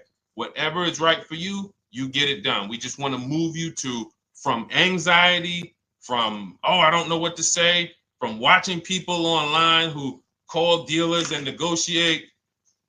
Hey, take off $5,000 so I can have a viral video. And now you're talking to an 80% dealer. So the 80% dealer has the $5,000 to take off. So you look like, hey, yeah, see, I just got them to take off $5,000. We don't negotiate with dealers with fake fees. Like there's a saying, we don't negotiate with terrorists. Cars from home, we don't negotiate with dealers with fake fees. None of that stuff matters. Because what you want us to think is, look, see, I took off all of this money. Don't you want to buy the car now? But you took off the fake money. Had we been talking to a 20% dealer, what money are they taking off? The real money. The real money. So if we have two dealers, well, let's say 8, because y'all know I use the 80%. So the 80% are over here. The 20% are this small group over here that we got to find. Now, the 80% are starting so high that when they take off all the money, it's fake money. We marked up our cars. We got platinum kits on them. We got the Hertz service plans on them, and the Simonized kit and the low, all of that stuff. Okay, so yeah, we done took off 5,000 for you, but 4,000 of it was fake. Meanwhile, this 20%, they don't have the fake. So when they take off 4,000, it's real 4,000. And we over here talking to these people. Hey, take off all that fake money. See, guys, you can do this too. So listen, we bidding is the way to go. You cannot negotiate your way to a below market deal, but you can get bids and it will make your life easier. You'll start to enjoy your car shopping. You'll start to feel like you're empowered. You're the prize. Someone won your business. They won your loan. They won the opportunity to buy your car. You are the prize. So that's what it's about. So we are here Monday through Thursday, 12 noon. Make sure you meet us live or tell your friends and family who are shopping, hey, hop on this show. We're live on TikTok, Instagram, Facebook, and YouTube. But we will broadcast the show for the rest of the day. So those who want to catch up on some things that you may have missed, or if you just jumped on and you're like, whoa, man, I missed a lot. We'll rebroadcast this show for the rest of the day. But tomorrow we'll be back, which will be Tuesday, May 6th, 12 noon. Meet us here live. Thank you so much. Welcome to the new followers. Thank you to everyone who gave me gifts. Thank you to everyone who bought a book. Thank you for those of you who are in Shop with Deshone. I look forward to your success stories. Always a pleasure.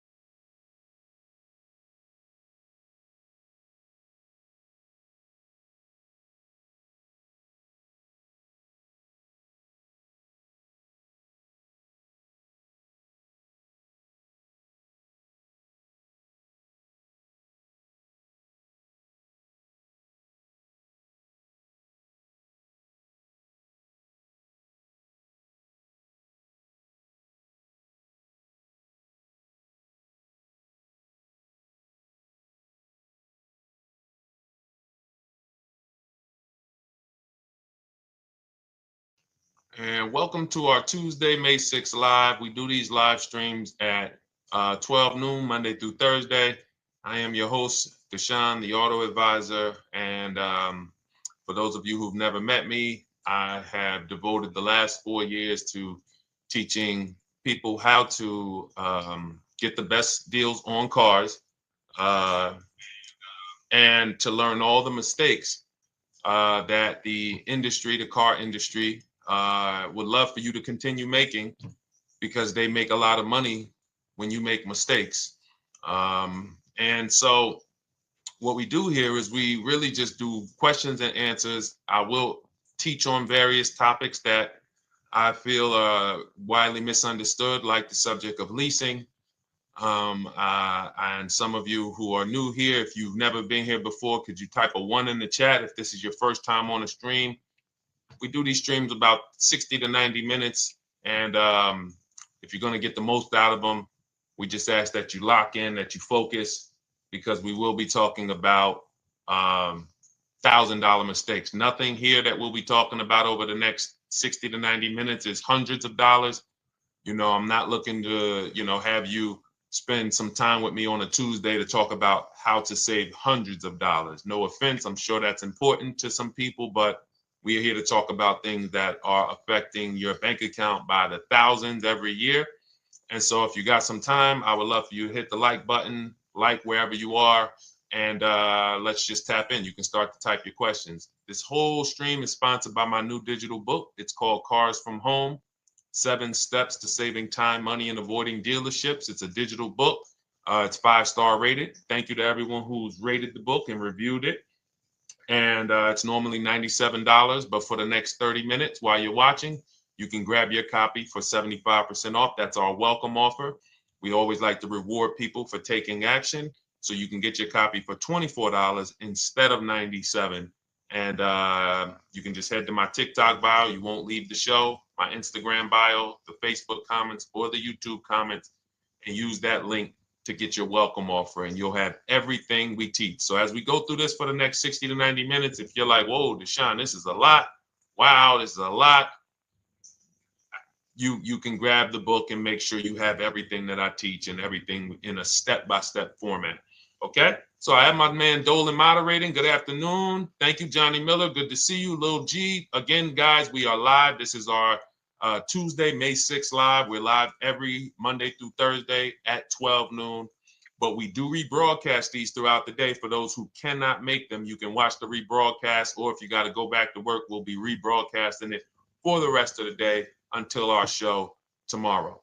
All right, so let's start with the questions. You can feel free to get into it. Okay, do you have to get the extended warranty? This is a great question. This is car specific. A Honda, Acura, Toyota, in most cases, have always had low cost of maintenance and their parts are inexpensive. When you're buying an extended warranty or you're considering it, it is a risk product. It's an insurance plan. So that means you can pay for something and not use it, just like car insurance. You don't necessarily use your insurance until you have an accident. Same thing with an extended warranty. It's an insurance policy.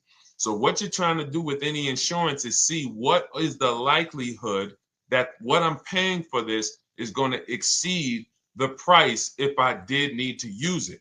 So in the case of a vehicle, when you're trying to determine what should I get an extended warranty, there's 2 things that are important. Does this vehicle that I'm purchasing have a high likelihood of things going wrong? We know, and some of you have had cars with histories, and we know there are certain cars, they tend to have things go wrong more than others. And what I like to do is go right to Google and type in repair cost, because this is the second item that we are looking at. We're looking at average repair cost. So if you're buying a 2010, a 2015 Nissan Altima, 2018, Hyundai Sonata, you go right to Google, you type in 2018 Hyundai Sonata average repair cost. Now, if you see that those typically go on the lower side, then that can take a lower set of risk where you might say, all right, likelihood of these things going wrong on this car is slim. But if you see that the repair cost is on the mid to higher side, that's shifting more risk to if something goes wrong, the cost for you to pay for it out of pocket will probably exceed the warranty. So like when I work for Mercedes-Benz, who's new here? Type a 1 in the chat if this is your first time on a stream with us. First time you've ever been here, type a 1 in the chat. First time. What's up, William? What's up? DJ Ant Nice, good to see you. Maggie, good to see you. Enrique, good to see you. Miko, good to see you. Tetra Washington, good to see you. Jan, good to see you. Claire Clairvoyant, good name. First time, if this is your first time, just type ones in the chat so I know. I don't want to assume anyone knows who the heck I am and what my experience is. Daniel Thompson on Facebook, great to see you. So I worked for Mercedes-Benz for 5 years, General Motors for 5 years, and I ran my own brokerage, my new car brokerage, called Cars from Home. I started it in 2016. Now, when I worked for Mercedes, when people were purchasing a Mercedes, what I would tell them is buy as much warranty as you can afford. Buy as much warranty as you can afford, because I knew that when something breaks on a Mercedes, nothing's under $1,000, and typically it's $2,000-$3,000. So a $4,000 warranty on a Mercedes-Benz is usually worth every dime.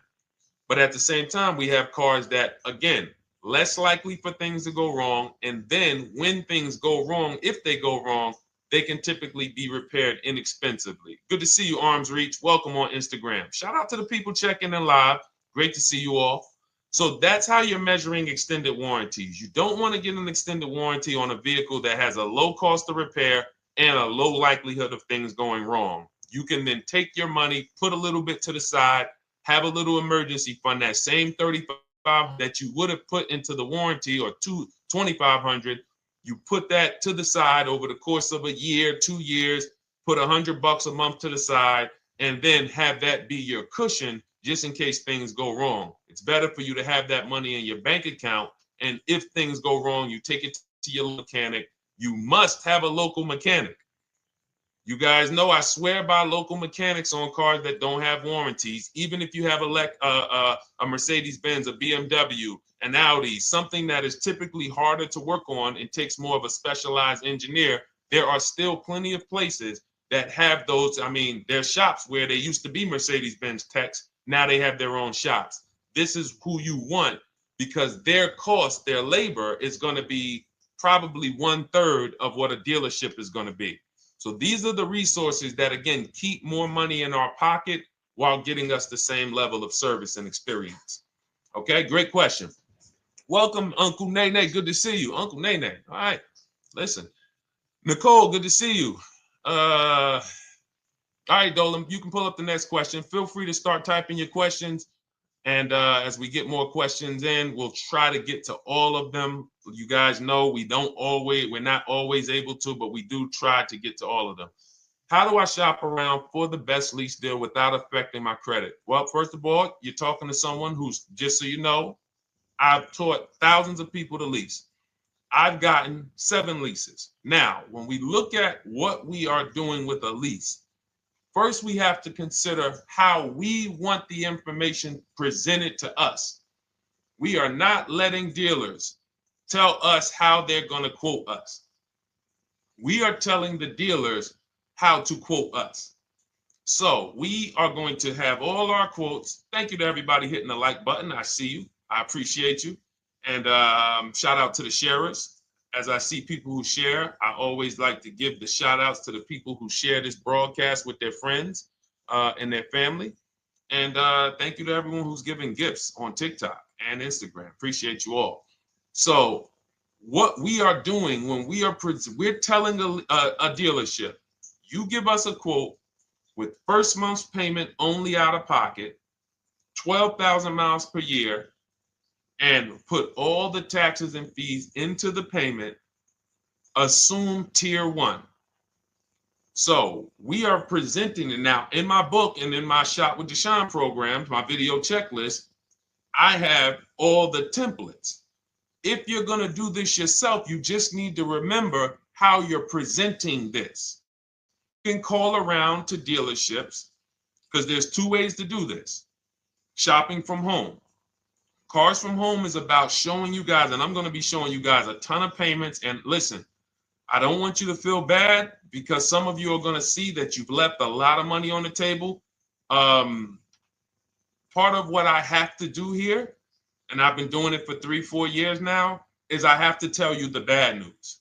For 3 years, I did a masterclass called Everything You're Doing Wrong Buying, Selling, and Leasing Cars. We put probably over 15,000 people through that masterclass. But those were people who were willing to hear the bad news They knew, Deshone, I didn't. I got to hear the bad news to get to the good news. So as I show the difference in the prices that we get and the people who listen to me get, more than, forget about me, the people who are like you, the people who are on a live, saw a video, and then took action and learned what we, and use our processes, the results they get compared to what you're getting. You're going to see, wow, they're saving $3, $5, $7, $10,000 more than me every single car. And so the Cars from Home system is about bidding. It's about turning your car purchase into a bid. You're no longer begging. You're no longer going into a dealership and begging one dealer to sell you a car, and then you go to another dealer and beg them, sell me this car, please take my money, please take my money.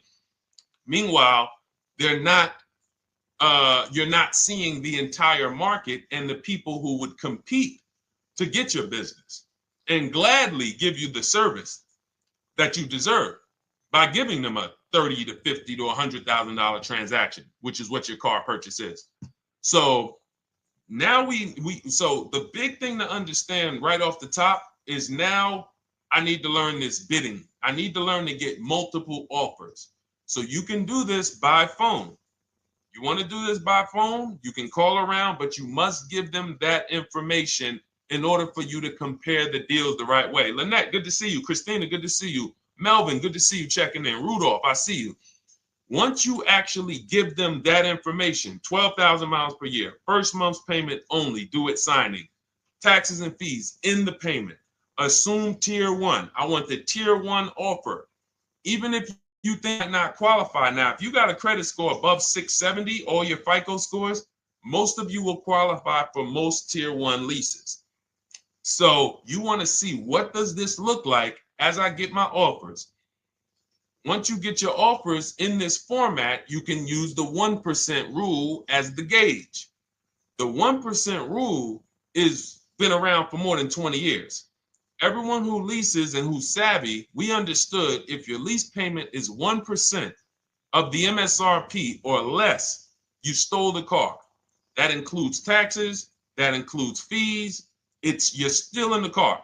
So example, we're looking at a $30,000 car, Hyundai Sonata or a Hyundai Elantra, $30,000 car. When we shop all our offers, if that lease payment is $300 per month, with only $300 due at signing. In other words, I show up, here's $300. Good to see you, GDTV. Thank you for checking in on YouTube.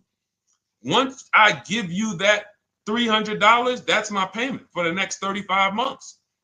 So that's a very, very low percentage of the car you're paying. It's a 1% rule. Now, in order to get a 1% lease, you need a great lease program, which means the bank has to be supporting the car, rebates, incentives, and then you need the biggest discount, the dealer who's going to give you the biggest discount. Now, one of those we can control. One of them we can't. Which one can't we control? And for those of you who are new here, we don't play around here. But my people who are moving, and again, I'll show you, like a lot of people, we got a lot of people who've been following us, using our processes. They're locked in. They're not casually on a live here. We're not casually here talking. They are locked in. Like, boom, okay, I hear you. They're answering, they're typing, they're not, vacuuming in the kitchen and trying to hear. You can't do. We're talking about your second most expensive purchase of your life. It's going to be, you got to lock in. You got to challenge yourself to block out the distractions while we're on this stream, because this is your money. And if you don't take your money seriously, the car salesman will take your money seriously. Oh, I like that. Praise the Lord. God is good. You don't take your money seriously, the car salesman will take your money seriously. Man. So, all right, now somebody remind me the question I asked. I got so happy about that little catchphrase that I forgot who we were. So I know we were discussing, okay, we're talking about the 1% rule. So now, one of the things we can't control is the bank. We don't know what the lease payment, what the lease program is on a car. So when we shop cars, we are going to now look at multiple offers, and here's what you're going to see. Now, I'm going to show you an example of how we know or how we expose where the dealers are concerning pricing. Now, you can't see this on TikTok, but on YouTube, Instagram, Facebook, you guys can see this. I'm going to tell you guys about it. YouTube just doesn't let us do the same type of stream. But this is a particular Infiniti that we shop for. We have offers ranging, this is a $61,000 vehicle. We have offers ranging from $680 per month, which is a 1.1% lease. So a $61,000 car, $680 per month, that's 1.1%. We divide the monthly payment into the MSRP. Now, we can see here that there are some offers already from dealers that are almost $900, $889 per month. $889 per month, $873 per month. So now when we look and we say, whoa, how can we have we have all these dealers have the exact same car, yet one of them is $200 per month higher than another dealer. Exactly. We call them the 80%. The 80%, even after back and forth, even after, hey, we'll take off some money. All right, we'll drop the payment $50 a month. Their offer is still so high. It's a horrible deal. Now, why would they offer this? And this is consistent. So I don't want y'all thinking, well, the dealers that I walk into, they're different, Deshone. They take off more money. It does not matter what you think. If you don't have the market reports, if you don't know how to get multiple offers so that you can see, we do this all around the country. We have students all around the country in Cars from Home. We have people we shop for. We have over 13,000 books sold now. Like, we have lots of data to prove this. 80% of dealers are going to be overpriced. This is another particular deal on a Toyota, a market report. And you guys can see that the out-the-door prices here, list price, $32,000. Out-the-door price with taxes and fees, $38,000. That means that dealer is charging all types of fees on top of their price. The $39,000 MSRP. Look at line number 3. $39,000. Out-the-door price is $41,000. We can see $39,000 out the door includes taxes, includes all the fees. So we can see that these out-the-door prices in the left, in the right column, are way higher than the MSRP, $35,798. Out the door price is $39,700. But look at the green. Look at the green. This is what we call, we found the dealer at this time who wanted to win the bid. They wanted to win the bid. They needed the car sold. This is a rotation. We don't say to them, wow, they won the bid one time, so they must win the bid all the time. No dealer can win the bid all the time, or they'll be out of business. But in this particular case, at this particular time, for this particular client, this dealer said, we're going to sell this car for that's $35,500, and out the door with taxes and all the fees, $34,994. That is a over $4,000 discount off this vehicle. When all the other dealers are, not only are they not giving you a discount, they're charging over list. And they might come and say, all right, we'll take off $500. We'll take off $1,000. We'll take off $1,500. They might start so high with you guys that you think, wow, they started up here and I talked them down. They took off $3,000 from me, but they already were $3,000 in fake fees, protection plans, and all of this padding, dealer adjustments, which is fake fees. So whenever they say, because the dealer gets a minimum of a 6% profit margin, from list to invoice, we have profit. From invoice to holdback to triple net, we have money. That's all the profit margin. On top of that, when we add a dealer adjustment, what we're saying is we're going to sell this car to someone who does not have the skills to find our competition. And they're going to come in, and if we got to take off $2,000 to make them think they won, this is what we're going to do.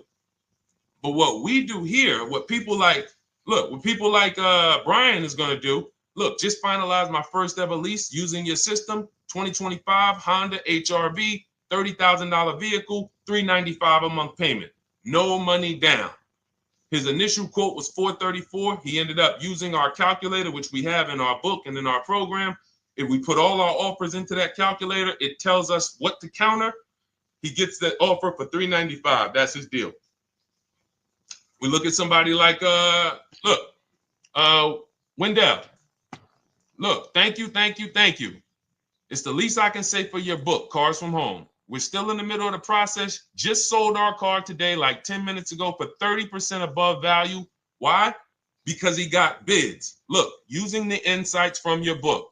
I've read the book multiple times and told many people about it because it's that good. It's so intuitive and insightful. We'll be moving to the next step soon, and I'll write again. So now you heard him say we're moving to the next step soon. Step 2 in my book is the equity assessment. That's when we get bids for the car we have. We get bids. You're going to go to, listen, you should never be trading your cars in. Let me ask you all a question. Do we get the most money for an, you name me one thing that we get the most money for that thing trading it. Name me one thing. If I had this iPhone, do I get more money trading that iPhone in for another phone, or do I get more money listing it online and selling it to whoever will pay the most? Trading or selling?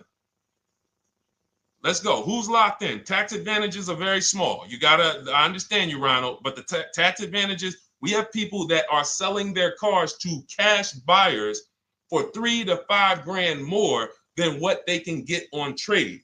A tax value, a tax advantage for the difference is not, it's minimal.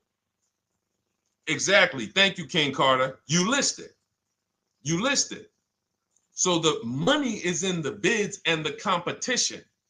So going back to this person who asked the question, how do I get the best deal on a lease? It's going to be through multiple offers. That's my 2 favorite words. I would wear them on a shirt if I didn't wear unlearn, relearn. Because more than multiple offers, I need you to unlearn. Because the people who come with bad information from years, Deshone, this is not how my uncle taught me to buy cars. Deshone, this is not how I ever heard about getting cars.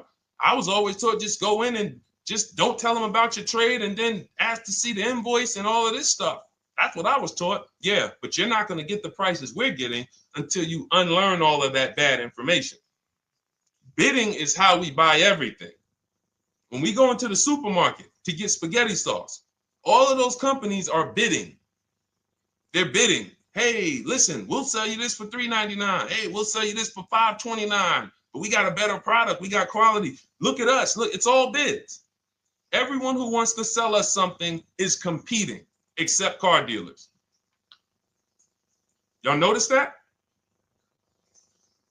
So the mindset that y'all got to have if y'all want to really win and save all of this money and get these huge discounts is I'm going to start purchasing and leasing cars like I buy other things. It's going to be a competition. And I promise you, your whole life is going to change. Your entire car buying experience will change forever. You will be sitting here just like my man Ken, graduated, $585 a month payment, no money down on his Nissan Murano Platinum, $50,000 vehicle. He's paying $585, no money down. $50,000 vehicle. How much would a $50,000 vehicle cost us on a loan if he purchased it? How much would a $50,000? Some of you know every $5,000 is how much per month. Let me see who's locked in. Who's locked in? Every $5,000 is how much per month on a loan. I see you, Daniel Thompson. Check in. Good to see you, Dane. Thank you for breaking it down with complete truth. Keeping eyes wide open to know what to exactly expect. There you go, Dane. Welcome. Glad to have you here. We do not play around when it comes to this. All I want you doing is winning with cars, in love with your deals every time you get a car. All right, nobody knows the $5,000. How much is every $5,000 on a car payment? Come on, y'all. These are principles we've been teaching. Thank you, Daniel. $100. Thank you. $100. So we always want to default to a 5-year loan. I'm going to tell you why. when you default to a 5-year loan, you're in a safe position. Now, defaulting to a 5-year loan means when I look at a $20,000 car, I'm thinking $400 per month. 5-year loan, every $5,000 is $100 per month. If worst case scenario, I'm trying to get a little bit more car, then I'll go to a 6-year loan, but that's the max. I'm not going past a 6-year loan on a car. That's like going to a 40-year mortgage on a house. They're available. It's not a good idea. So when we look at these, you say to yourself, wow, a $50,000 car, that should cost him, if he did no, remember, this is a no money down deal. We're just looking at how much money we're putting in these cars. That car would cost him about $1,000 a month if he purchased it, 5-year loan, no money down. Which is why when people purchase their cars, what do they typically do?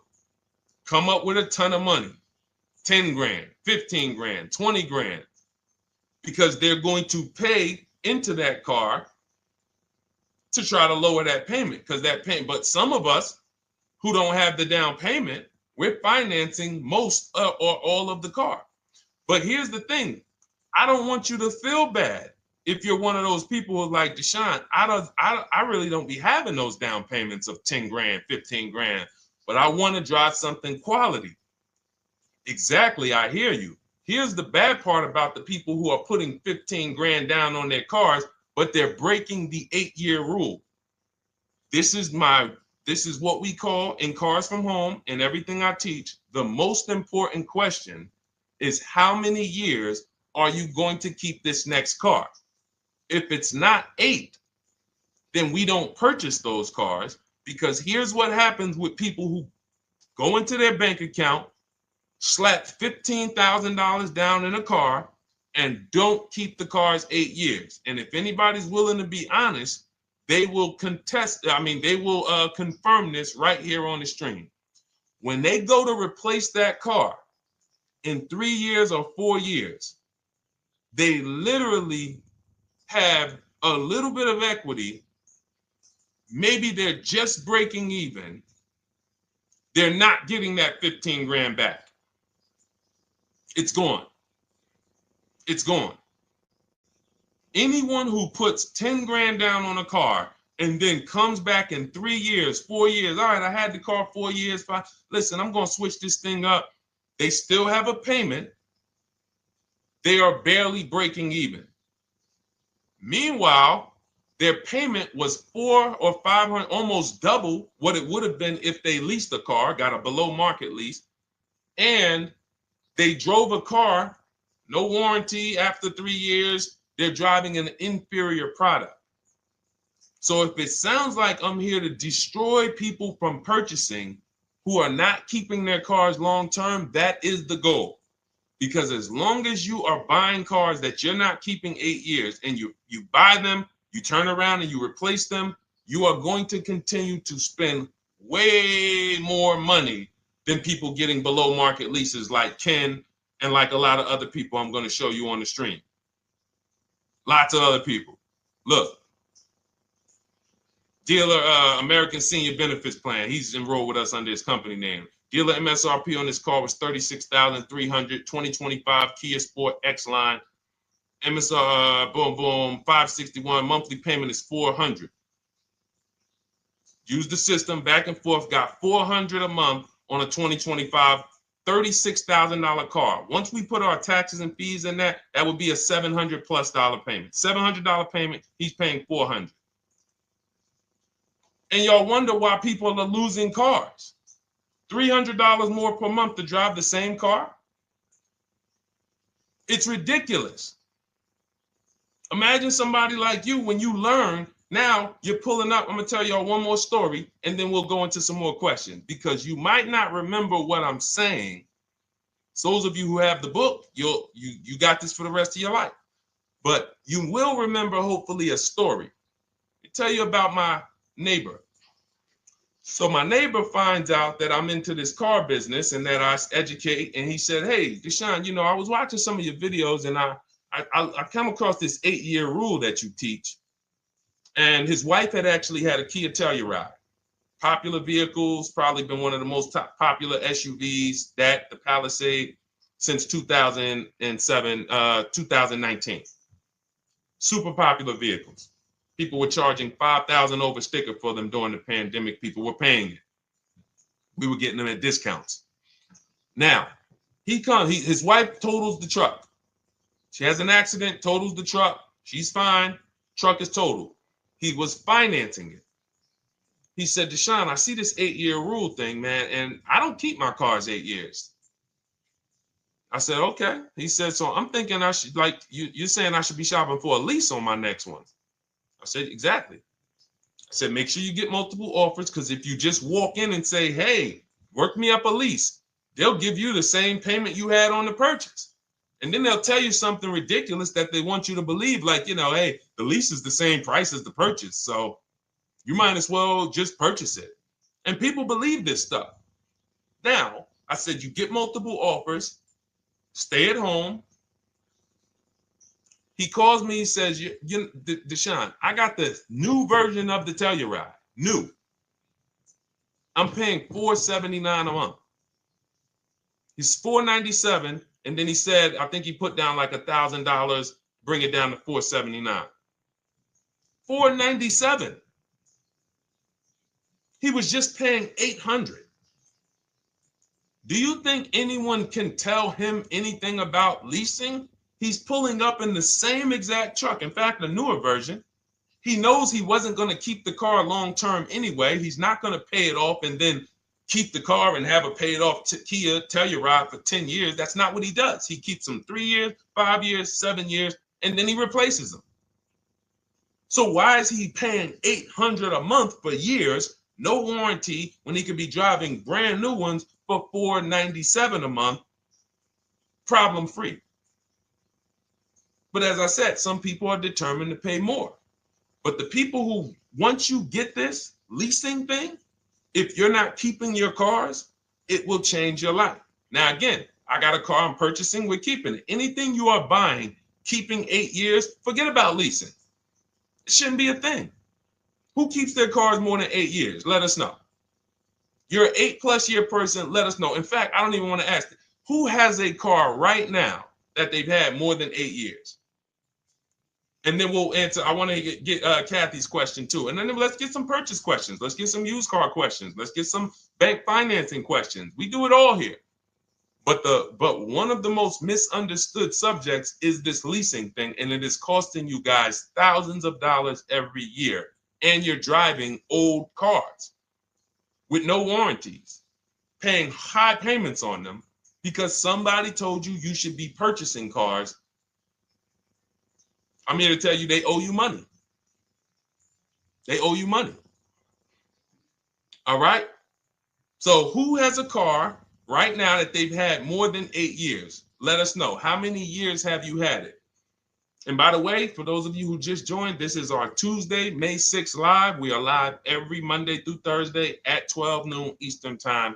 So for those of you who are here catching us live, that's when we're live. We will rebroadcast this and replay this show throughout the rest of the day for those who could not catch it, or if you had to jump off, go back to work. You're like, oh, I got to go back to work. You can catch it on the replay throughout the day. But we are live Monday through Thursday at 12 noon. So welcome to the people who are here. EJ, driving a lot of miles does not matter. Let me break this down for you. So right now, let's go to somebody who else has a lease. Let's look at, because who's heard with leasing you can't drive too many miles? Who's heard that, right? Type me if you've heard that. Let's go. Type me if you heard that. Come on, where's the locked in people at? I see Kathy, I see EJ, I see DJ Ant Nice, I see XP. All right, I see Mr. Slim. Welcome to the community. I see Rhonda. All right, where are the locked in people? Instagram, where we at? Locked in. All right, dang, I see you. Jamel. All right, perfect. So, Sherry, I see you. Sherry Baker on TikTok. So you've heard, oh, you can't drive a lot of miles with a lease. Let's be clear here. You choose the mileage on your lease. It's not selected for you. In fact, the only time it is selected for you is if you don't realize you choose it. That's the only time they're going to choose your mileage for you. If you go in and you do something like, hey, work me up a lease deal, they're probably going to work you up a 10,000 mile a year lease deal. And they're probably going to say, hey, you need $3,000 down, and this is going to be your payment. And next thing you know, it's a high lease, and it's just terrible. Happens all the time. We tell people how to quote us. First payment due at signing, taxes and fees in the payment. So now let's look at a lease, and let me show you what it would look like. So this is Val Boss Lady.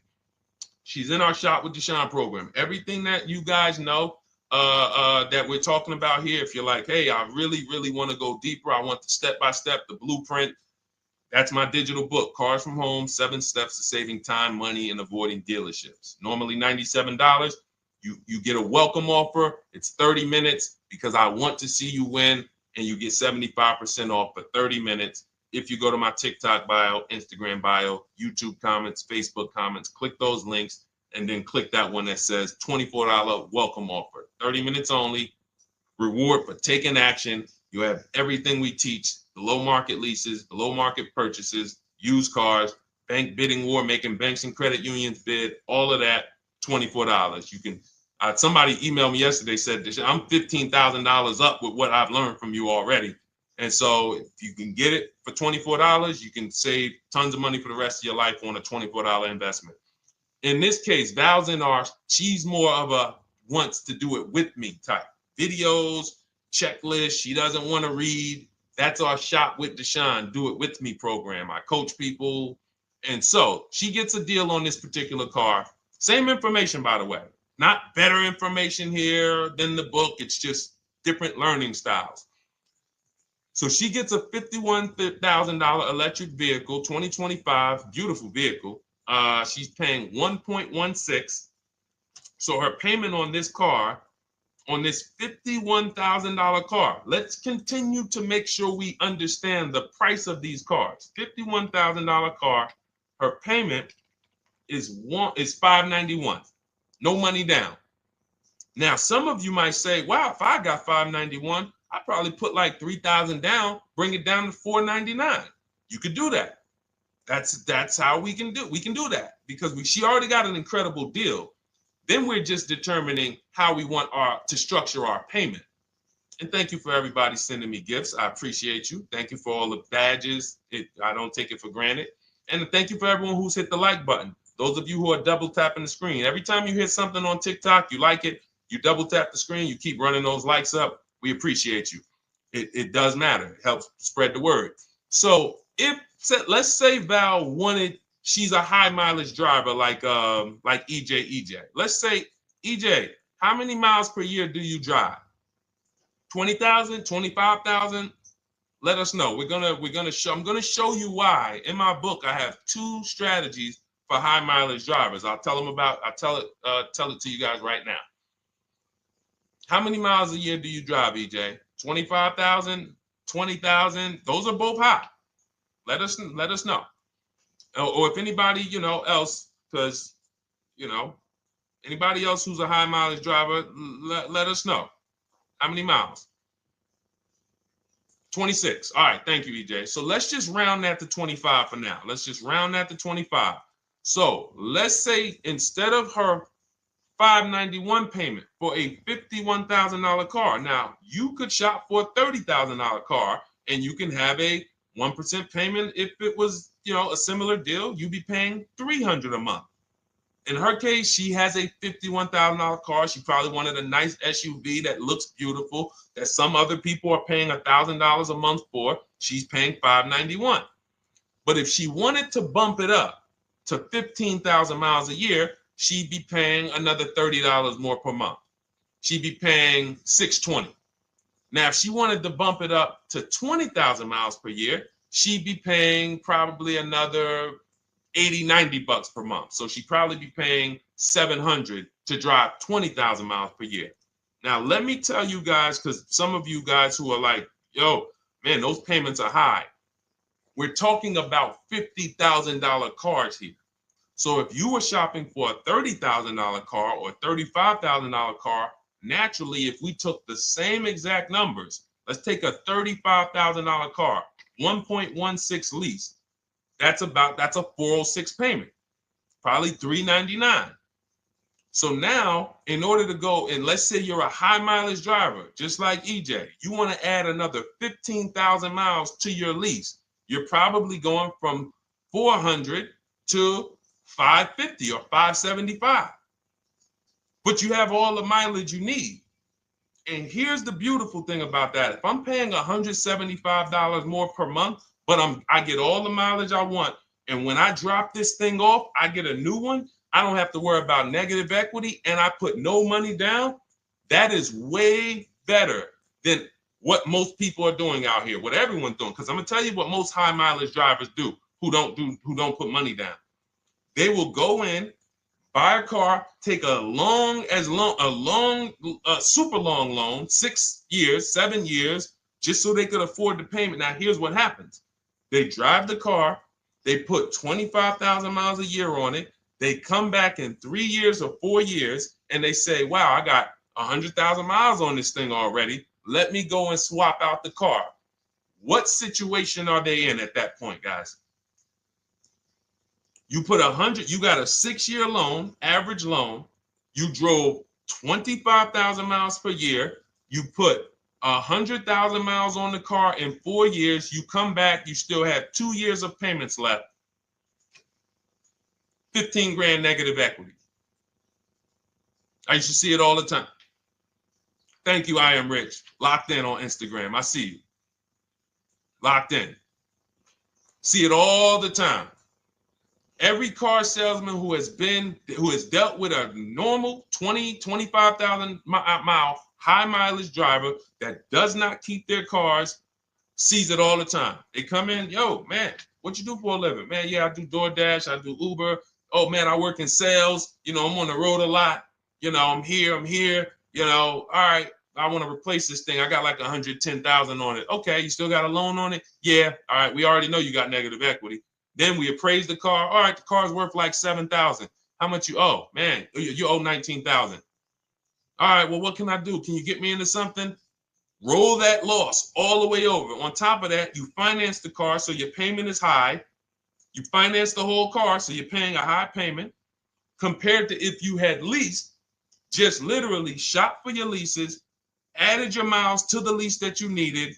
You're paying $175 more per month. You got a brand new car. And I'm going to tell you, I did not make this up. I learned this from someone. A lot of what I'm teaching you, I learned from my clients when I was in the dealership. This guy, I worked at Hyundai for six weeks. Man, this dealership, the owners got indicted. I got out of there. Way before the owner got indicted. It just had straight up highway vibes, like the worst you could ever imagine. As I was in there for 6 weeks, I was a manager.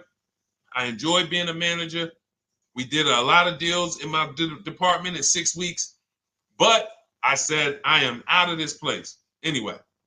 But I learned something very valuable there. We had a client a customer was returning his lease on his Hyundai Sonata. Guy comes and I'm grounding the lease. I'm doing the paperwork for him. He has 72,000 miles on the car. 72,000 miles. I said, how the heck? I said, you lease this?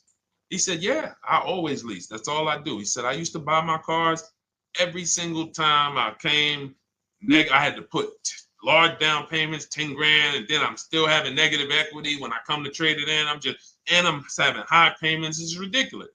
I looked at his payment, and let's say the average payment for a good deal on a Sonata at that time was $300, $325, whatever it was. He was only paying like $550. He was only paying like $150, $175 more per month. He had a 25,000 mile a year lease. And that's what he did. I drive these cars. I'm on the road. Boom, boom, boom. I change my tires. I do my maintenance. 3 years. It's a fixed cost.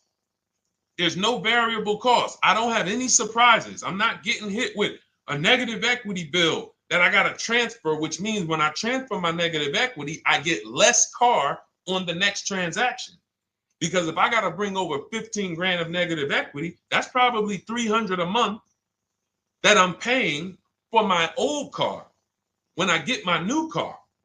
So if my new car was 400 a month, but my negative equity is another 300 a month, I'm getting less car for my money because now I got to take all those losses and bring them over to my new car. This is high mileage drivers and people who don't understand leasing. That's why you're losing so much money. And when you just flip the switch and realize Deshone is not talking to me emotionally, I am not talking to you about never do this, like these other people who say this, do this. This is how you buy a car. They never talk numbers. Y'all notice that? You notice that, right? You never hear them talk numbers. It's always never do this, always do this. This is the worst way to do this. This is the most expensive way to do this. This costs you the most money. They never talk numbers though. That's why everything I do is to show you the numbers. Thousands of transactions since 2006 in the car business, helping people the last 4 years all around the country. This is the numbers that they might not understand. So if you're not keeping your car 8 years, it does not matter if you drive 20,000 miles a year, 25,000. You should be looking at a high mileage lease. Or my second strategy for high mileage drivers is this, because some of you want a nice car. This is for my people who you're like, man, Deshone, I'm on the road. I got my car that I do my work in. I kind of, slep it around. I don't really want to lease something and then put, that wear on it. I got stuff. I'm throwing bags in the back, whatever it may be. There's a strategy we created called 2 cars, 1 payment. And what will happen is your first car will be a purchase. And if you have an existing car, you're going to keep that. So let's say you have a car now, you're driving a lot of miles, you're doing your 25,000 miles a year. You pay that car off. You keep that car, and then you go and you lease you something nice, regular mileage. So you might get a 12,000 mile a year lease, and then you drive 12,000 in your mileage car, 12,000 on your nice car. Because some people are like, I want a car that I could, when I need to go somewhere nice, this is what I want to drive. When I'm with my family, this is what I want to drive. But when I go to work 5 days a week, I'm going to drive my mileage car, 3 or 4 of those days, and then I'll take the lease maybe 1 of those days, and I'm splitting the mileage. You still have 1 payment. It's low. And then every couple years, you replace the mileage car or you replace the lease car, and depending on when the lease is up. But you want to keep that, and that mileage car should be something that will last. Ideally, something that you can get 200, 300,000 miles a year out of that car, because that's what that car is there for. Man, I'm hopping in this thing, man. Oh, transmission went out at 170,000 miles. Go get you a rebuilt transmission, boom, boom, drop it in there for $2 grand, get another 80,000 miles out of that car, but you still got your lease car and you're just splitting the mileage. Both of those are short-term strategies for high mileage drivers. That is not for long-term people. If you're a long-term person, I keep my cars 8+ years, forget about leasing.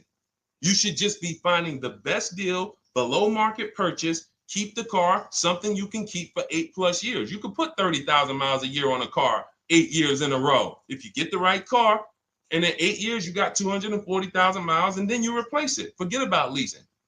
This is only for you guys not keeping your cars 8 years. You're getting killed on depreciation. You're paying tons of money. This is you are the people who should be leasing. Okay?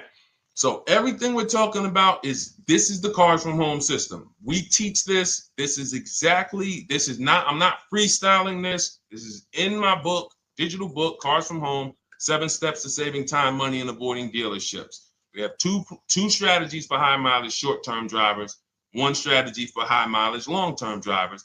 And so if you want your copy, you can get it for 75% off. That's our welcome offer to you. As a 30 minutes welcome. Thanks for being here. I want to reward you. If you want everything we teach in a step-by-step way, go grab your digital copy. It's in my TikTok bio. It's in my Instagram bio. Click those links. We also got a link in the YouTube comments and the Facebook comments. Grab your copy. And make sure as soon as you purchase, screenshot the thank you page. You're going to see thank you for your purchase. screenshot this page because it has my support team's email on there. And then there's a link for you to open the book right there. You can save it right to your computer or right to your phone. Okay. But and we also have a special for those of you who are like Deshone. What about that, video checklist and coaching program? That's lifetime access to my video checklist. You're like, maybe Deshone, I don't really read. I like step-by-step videos. And also, I want to be in your Facebook group. We have 1,600 people before you that are in that group, 2,300 people that are shopping with us that have a lifetime access to our video checklist. We have a $200 special for that welcome offer. And so I'm always about rewarding people for taking action with a special offer. It's limited time though. And so get in where you fit in. All right, let's keep it going. Thank you, Corey. Said amazing knowledge. Thank you. And I'm glad I saw somebody said that's a great idea with the 2 cars. Thank you. It's a great idea. All right. You've convinced me to lease my next vehicle. Awesome. Awesome. Does your service shop for lease terms on the car? Absolutely. If you qualify for done for you, that means you just want to relax. That means we only shop for new cars and leases for people, new purchases and leases. And you have to have a FICO score over 670. But yes, here is a market report that we prepared for a client. Let me put on do not disturb. Here's a market report we prepared for a client. Okay, so I showed you that that's an affinity. We didn't even finish that. We had just started for this client. But this is, do I have one here? No. Do I have a lease market report here? Yeah, right here.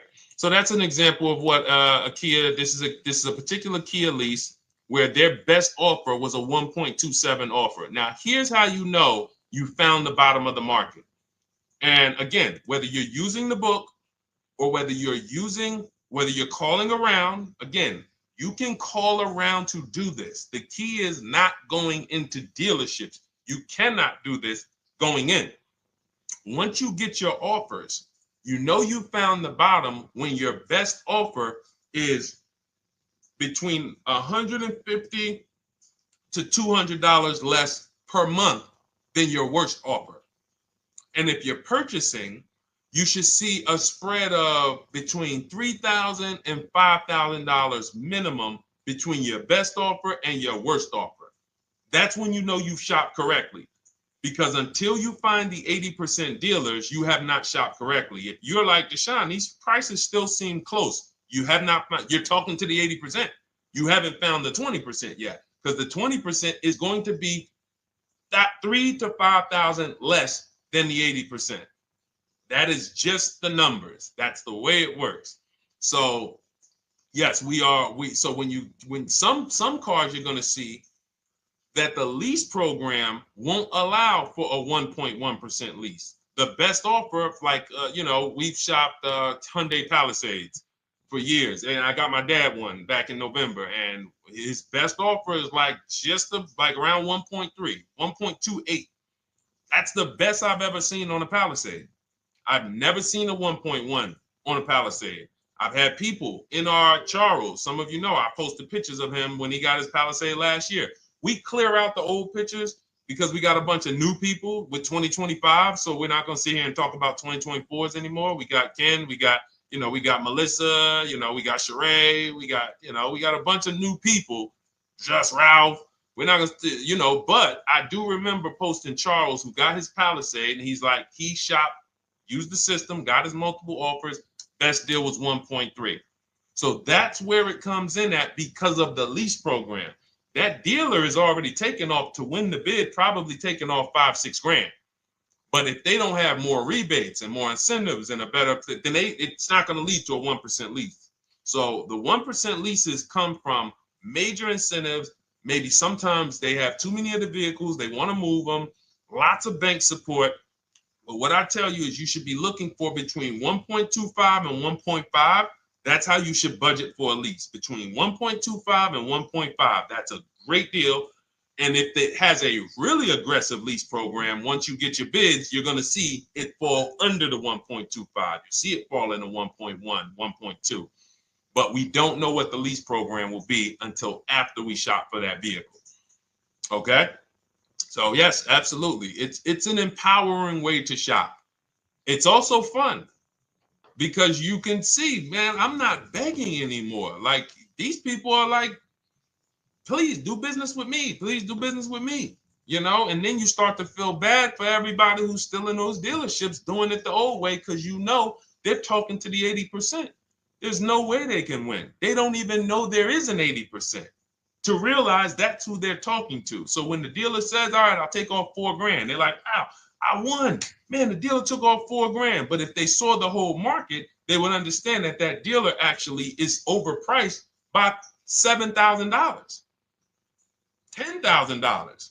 So taking off the $4,000 means nothing. It's just sad. It's a sad thing. And that's why I spend my time trying to convert you guys from negotiating one-to-one to getting multiple offers so that you can see for yourself. All right. Thank you, Julie, name Richardson.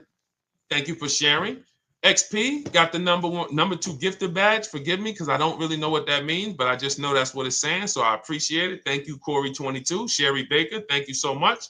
Number 1 gifted badge. All right, let's go to some more questions. We got some more questions. Dolan, I'm sure you got a lot of them. And what I'm going to do for the rest of the broadcast is just try to do rapid fire questions and answers. Okay. And if you guys want me to go deeper on any particular subject, then just feel free to say, hey, could you go deeper on that? How do you get a car loan with bad credit? Well, we have a resource. It's not our company. We have nothing to do with them. But we always try to stay up to speed on who's financing people with bad credit, because the goal is you don't want a dealer controlling your financing. Somebody just came up to me. He's a neighbor. He's like, aren't you in the car business? I said, well, yes and no. He's like, well, listen, I got a connected Acura. Anybody you send me, they get anybody approved, I'll give you $1,000. I said, okay, cool. Thanks for the information. For them to give me $1,000 just for sending the customer, and he's also a middleman, he's not a salesman, how much money are they making on the customers? If they're going to give me $1,000 just for sending someone with bad credit to them, how much are they making on the deal? Arms Reach, congratulations. Just got my book. You use it when, please send me your email testimonial. Well, as you use it, just as you do your equity assessment, everything, email me. Congratulations. How much are they making? We can imagine, right? If they're giving me $1,000 just for bringing them the customer. So this is what happens when you let the dealership control the loan. Because why do we separate? All right, I'm gonna break something down I call the 3 pillars of great car deals. Three pillars. You can't get a great car deal without maximizing each pillar. And some of y'all that have been with us for 3 years, y'all already know the 3 pillars. First, who you buy your car from. Second, who you get your loan from. Third, who you sell your old car to. That's 3 separate transactions. The car business has trained you guys to give them all 3. All 3. The car business has trained you guys to give them 3 transactions. Anytime you purchase the car, who's done this? Be honest. Purchased the car from a dealership, sold them your old car, in which case you call it a trade, and they got you your loan. Who's done this? 3 transactions in one. Why do we know these are 3 transactions? One, there's competition. People want to buy your car. It's okay, Corey. That's that. Thank you for being honest. That's how we change. The reason why we know that these are 3 transactions because there's people who want to compete in every one of them. There are people who want to buy your car. That's why step 2 in our book, we never trade. We get offers from CarMax, Driveway, Carvana, AutoNation, Car Gurus, Kelly's Blue Book Instant Cash Offer. It's a bid. We just had someone sell their lease. Miss Hickman, she sold her lease, made $4,700 selling her lease. CarMax won the bid. Drove the car for 3 years, had equity. She dropped her lease off. They gave her $4,700. Won the bid. That's one pillar. Second, who I'm going to get my loan from if I'm getting a loan. Those of you who are paying cash or leasing, this is not a pillar. But we need to bid out our loan. We had a great talk yesterday on our show yesterday where I asked, who do you guys get your loans from? Most people said the bank, the credit union, the dealership. One person said the right answer, whoever gives me the best APR. That's the right answer. And then we have who we buy our car from. There's banks and credit unions that want to compete for our loan. There's multiple dealers who want to compete to sell us a car. So we can't get a great deal until we have bid out each pillar.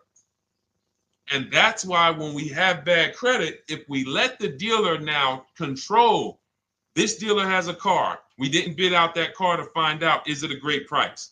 Now they're also giving me the loan and they're charging me 25%. We didn't bid that out to see, is that the best loan I could get, even with my bad credit? Is that the best loan I can get? So the key, what you want to do first if you have bad credit is I'm online looking for anyone who will finance me with bad credit separate from the dealer.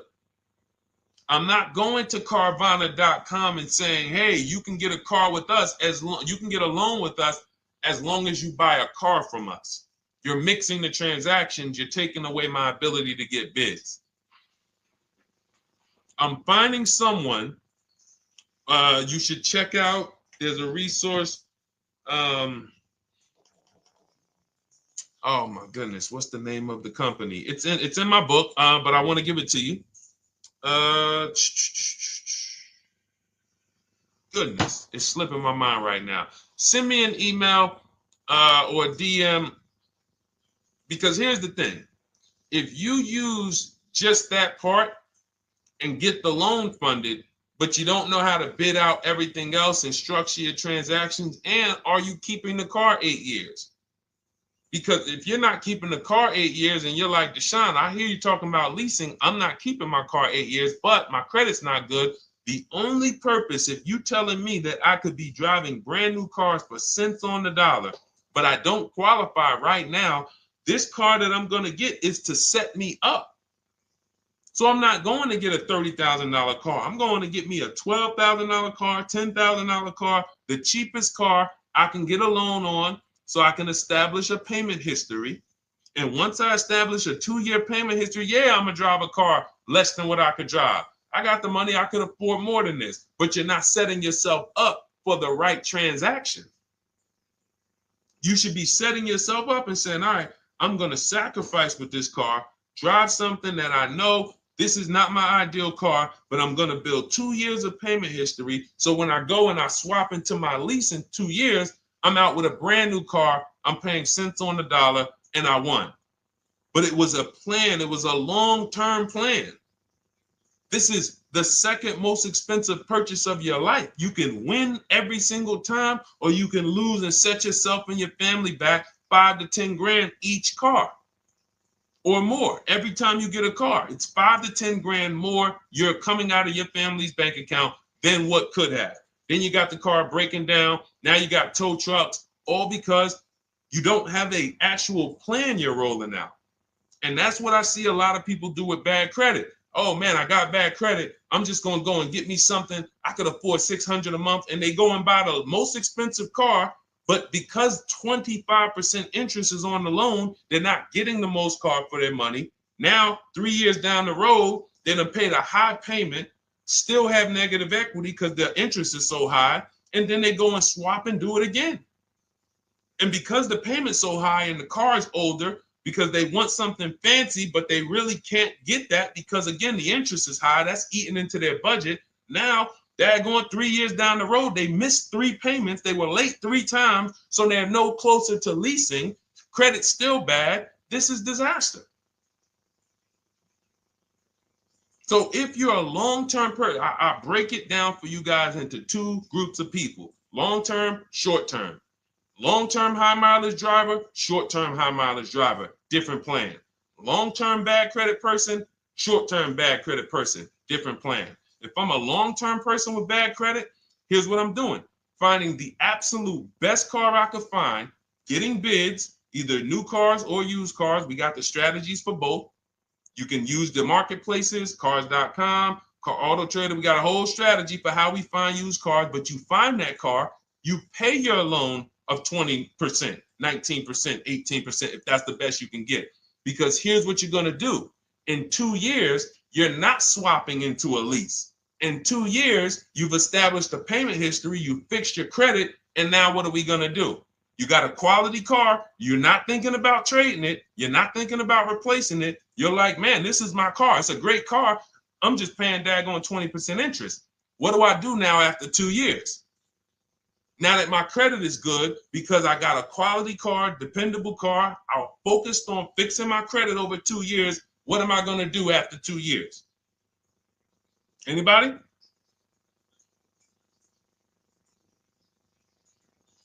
Thank you, Arms Reach. Refinancing the car. Exactly. Exactly. So that's the bad credit long-term strategy. Great car, dependable car, car's not going to break. This car is going to last me 10 years. Right now, when I bought it, 20% interest rate. That was where my credit was. But I worked on my credit. Boom. I'm a 690 now. I'm a 720 now. I'm refinancing that into a short-term, into a shorter-term loan, and I won. Pay this thing off, and I'm going to keep it. Nothing to talk about leasing. Leasing only comes into play where the 8-year rule is concerned. I'm not keeping this next car 8 years. I should be setting myself up to lease, or I should be leasing. That's how I'm going to save the most money, keep the most money in my bank account, have the best car. Not even close. Not even close. All the wins for the purchasers are after 8 years. People who are like, man, Deshone, I got a car, man. I had this thing 12 years, man. It's been paid off for 6 years. I ain't had a payment. I love it. Long-term purchaser. You won. You won. Who's in that situation? Who has a car outside that they've had for more than a decade? Paid off. You can give it to your son. You can give it to your daughter. It's an extra car. That's purchasing. That's the wins. That's what we call the reward stage of purchasing. But you got to get there. All right. All right. Let's go. A lot more questions. We got probably another 20 minutes. We'll stay on. So let's keep it moving. But again, Lynn Buzz. That's the company. Lind, LEND, BUZZ. They started, I started seeing them about 18 months, 2 years ago, and they were loaning to people with, international students, people who didn't have credit. You want to try to find a place that will fund you independent of the dealership. That is what your goal is at all times. Independent of the dealership. Here, you qualify based on your income and your credit. You qualify for $18,000. Go find a car now. That is what you want. You don't want people mixing the bank loan with the car and two pillars that they are controlling. We're controlling the price of this car. We're controlling your interest rate. We don't want that. Yep, exactly, Cindy. For those who just joined, this is our Tuesday, May 6th live. We do these lives Monday through Thursday at 12 noon, so you can tell your friends, family. We wanted to now come up with a constant and consistent time where I can meet with you guys. If you don't have, if you can't stay the whole broadcast, we will replay these throughout the day because sometimes people got to jet back to work. They're watching us on the lunch break. You can catch up on the whole rest of the show throughout the day, all the way up until tomorrow, and then over the weekend, we'll play a whole compilation of all the shows for people who really want to dig in and hear all the questions that we answered throughout the week on, Monday through Thursday. But if you want to join us live, set your calendar, set an alarm, meet us on any channel. We're on TikTok, Instagram, Facebook, and YouTube on the Deshone the Auto Advisor channels, 12 noon, Monday through Thursday. All right. Let's go. Next question, Dolan. All right. What are your thoughts on purchasing used versus new? It's a great question, Kathy. For me, it's a matter of budget and values. It's only a matter of values if you can afford both.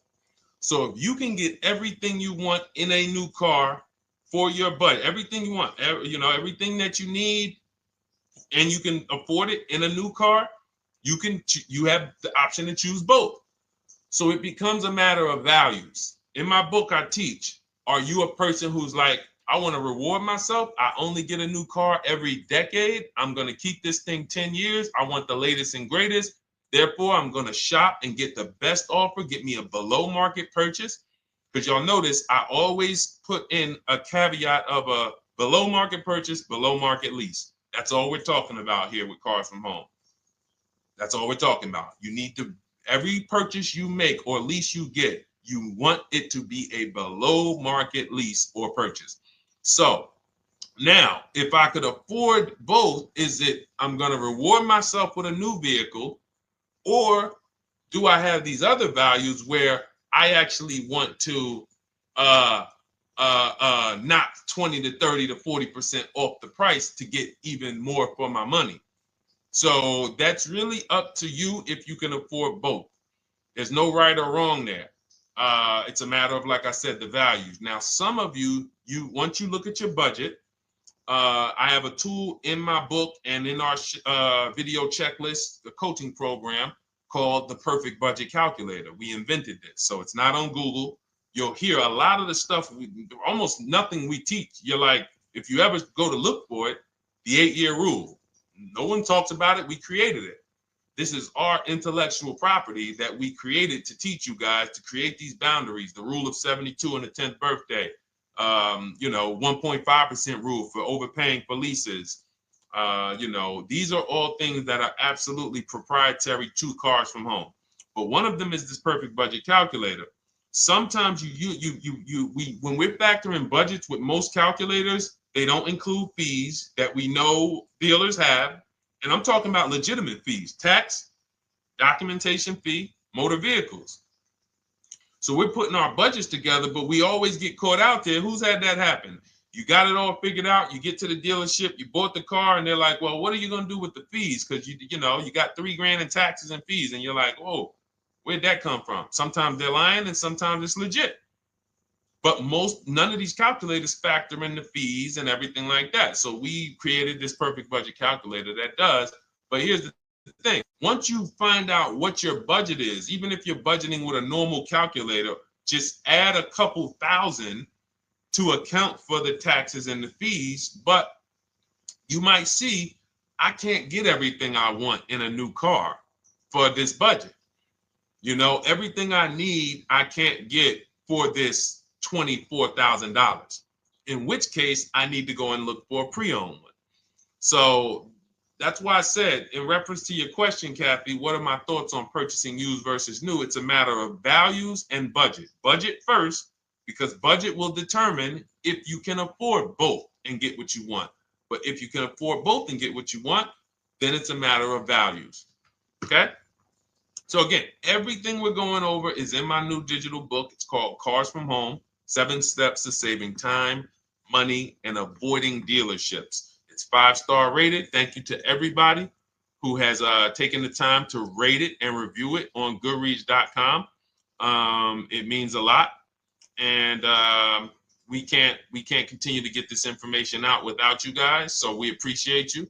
And you can get your copy instead of $97, you can get your copy for $24 as part of our welcome offer. So that's 75% off. If you go to my link in my TikTok bio, Instagram bio, the YouTube comments, and the Facebook comments, we have a link there for you guys. And you can grab it. It's a digital book, so you don't even have to wait. It'll be in your inbox by the time you jump off the stream. But make sure when you get it, you screenshot that thank you page, because it has my support team's email. Sometimes you may be rushing, you're trying to get back to the stream and you type your email in wrong. Also, as soon as you purchase, the link to open the book is right there. So it'll say open the book below. You can save it to your computer. But I would rather you get it for $24 than $97. Although we've sold a lot at $97 because people feel it's worth every dime. You're going to save thousands and thousands of dollars for the rest of your life using what's in the book. Your first transaction, you probably save $4,000 to $6,000 to $8,000 depending on the car. So $97 is great, but $24 is even better. All right. And for those of you who have a different learning style, you'll see in there, shop with Deshone. You're more of a do it with you person. Do it with me, Deshone. Okay. We have lifetime access to shop with Deshone, and I coach you personally for 6 months. So we jump on Zoom calls twice a month. And some of you who may qualify for done for you, just do it for me. If you qualify for that, we have a welcome special for that too of $300 off. So get in where you fit. And those of you who are new or you're like, Deshone, I like what you're talking about, but I still don't trust you. You can start with our free cheat sheets. So just start somewhere so that you can start to reinvent how you're car shopping. Magley, how are you? Oh man, of course I remember you. Following for years. You actually were following me from the time God blew me up on TikTok. That was 2021. So I absolutely remember you and I appreciate you. And yes, it's so good to see you. Absolutely. Absolutely good to see you. All right, Dolan, we got a couple more questions. We got time for a couple more. Let's try to go as fast as possible. The discount for the book is not working. It says time ran out. It's 30 minutes. I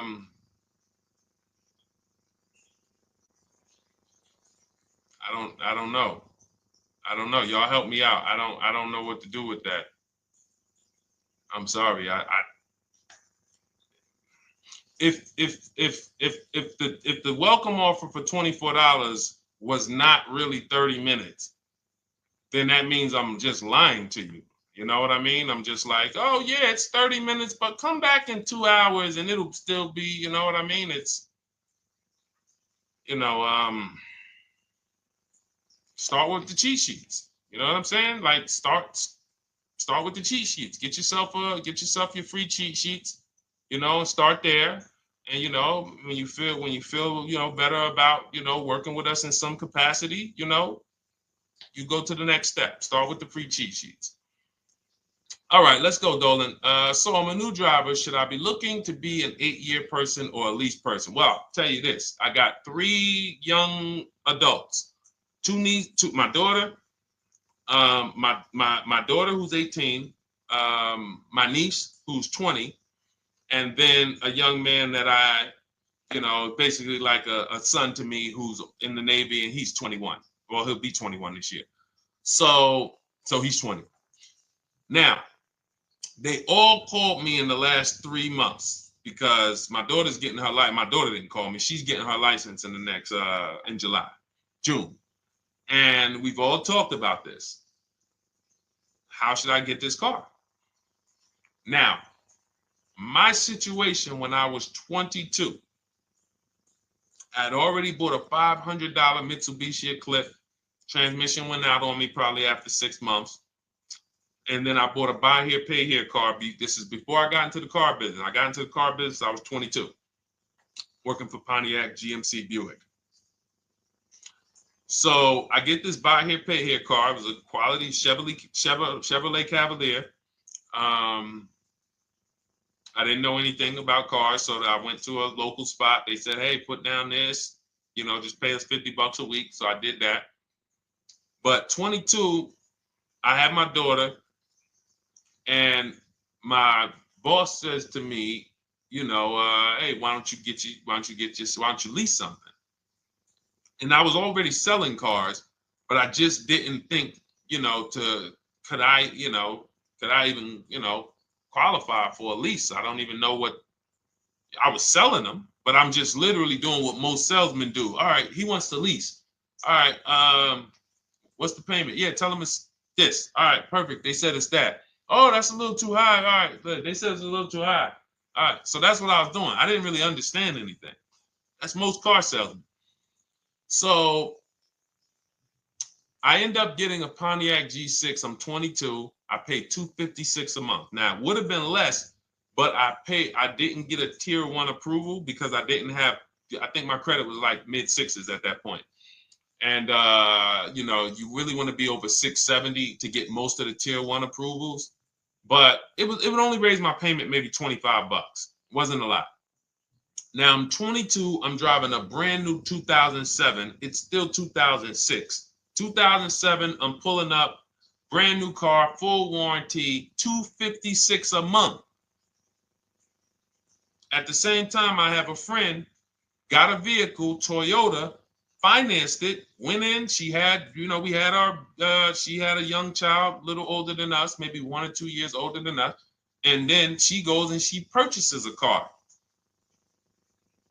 $500 a month. She didn't get ripped. That's what a $20,000, $22,000 car costs. She got a Corolla, $500 a month.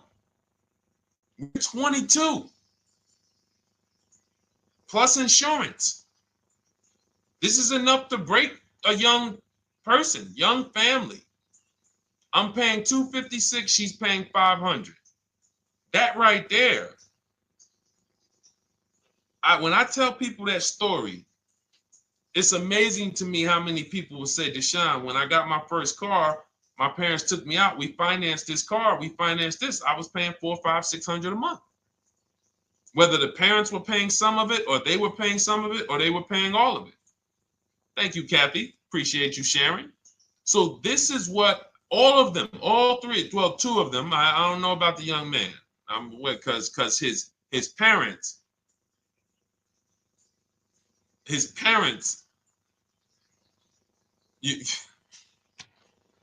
I'm not going to override your parents. And if your parents tell you that they think you should buy a used car or buy a good, then okay.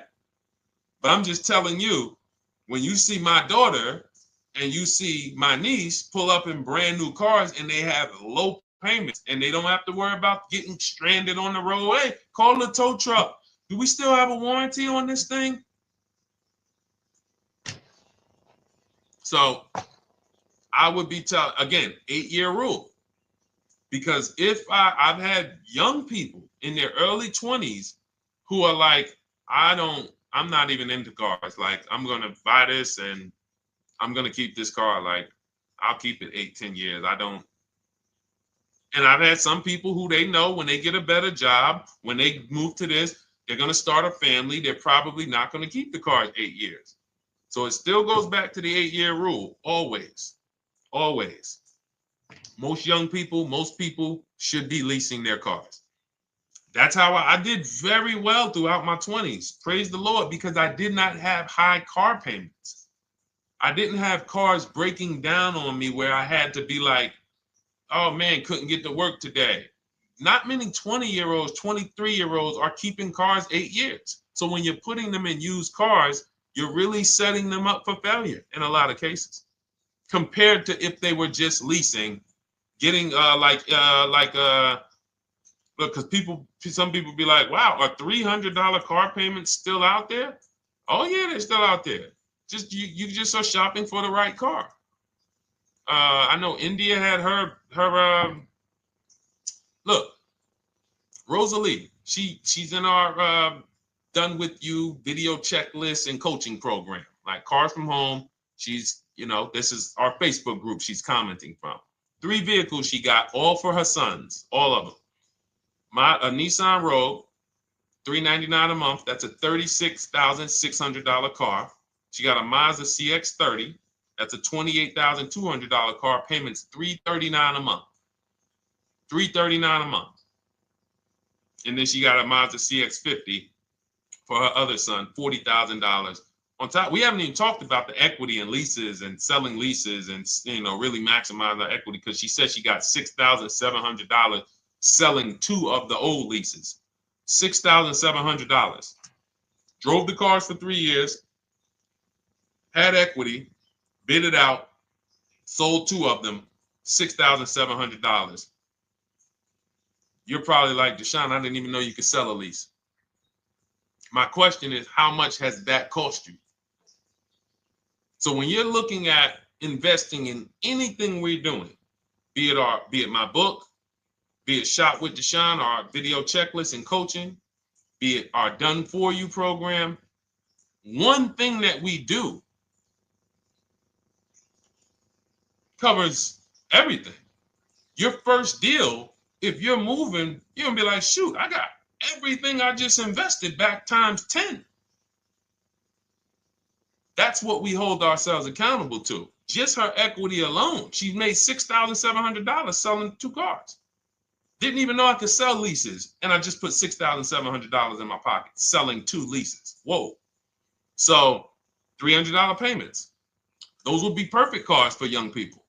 $339, that's with no money down. Imagine if she wanted to put another $2,500 down, bring the payment down to, $275. This is the way to be moving. And those of you who are getting this, are you getting this? If you're getting this, type some dollar signs. Who's getting this? Who's getting this? Type dollar signs in the chat. Who's getting it? Let's go. Who's locked in? All right. I see you, Mario. I see you, Dane. I see you, Terry Carter. I see you. Who's getting this? Who else is getting it? Who else is locked in?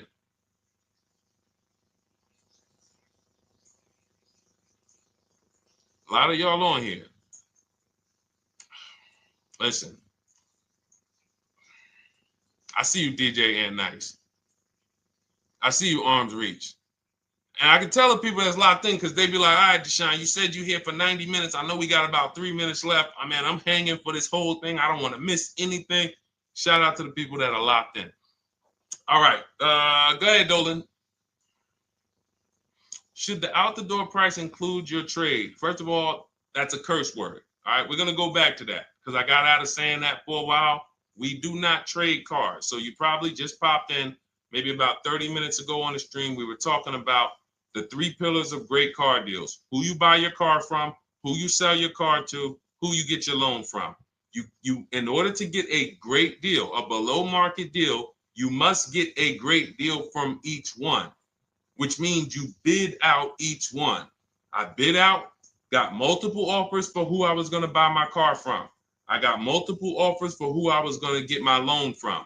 I got multiple offers for who I was going to sell my car to. I bid out everything, therefore I got my great deal.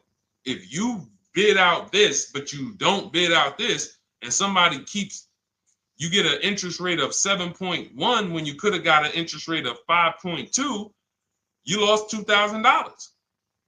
Depending on the cost of your loan, how much you're financing, you lost $2,000. Yeah, you did a bid on who you bought the car from, or you didn't bid out your trade, therefore you didn't find the highest bidder.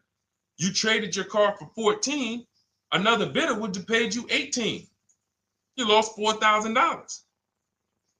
So you got to bid out everything. That's why we do not trade. The only people that have to trade are people with a lot of negative equity who can't pay off the difference.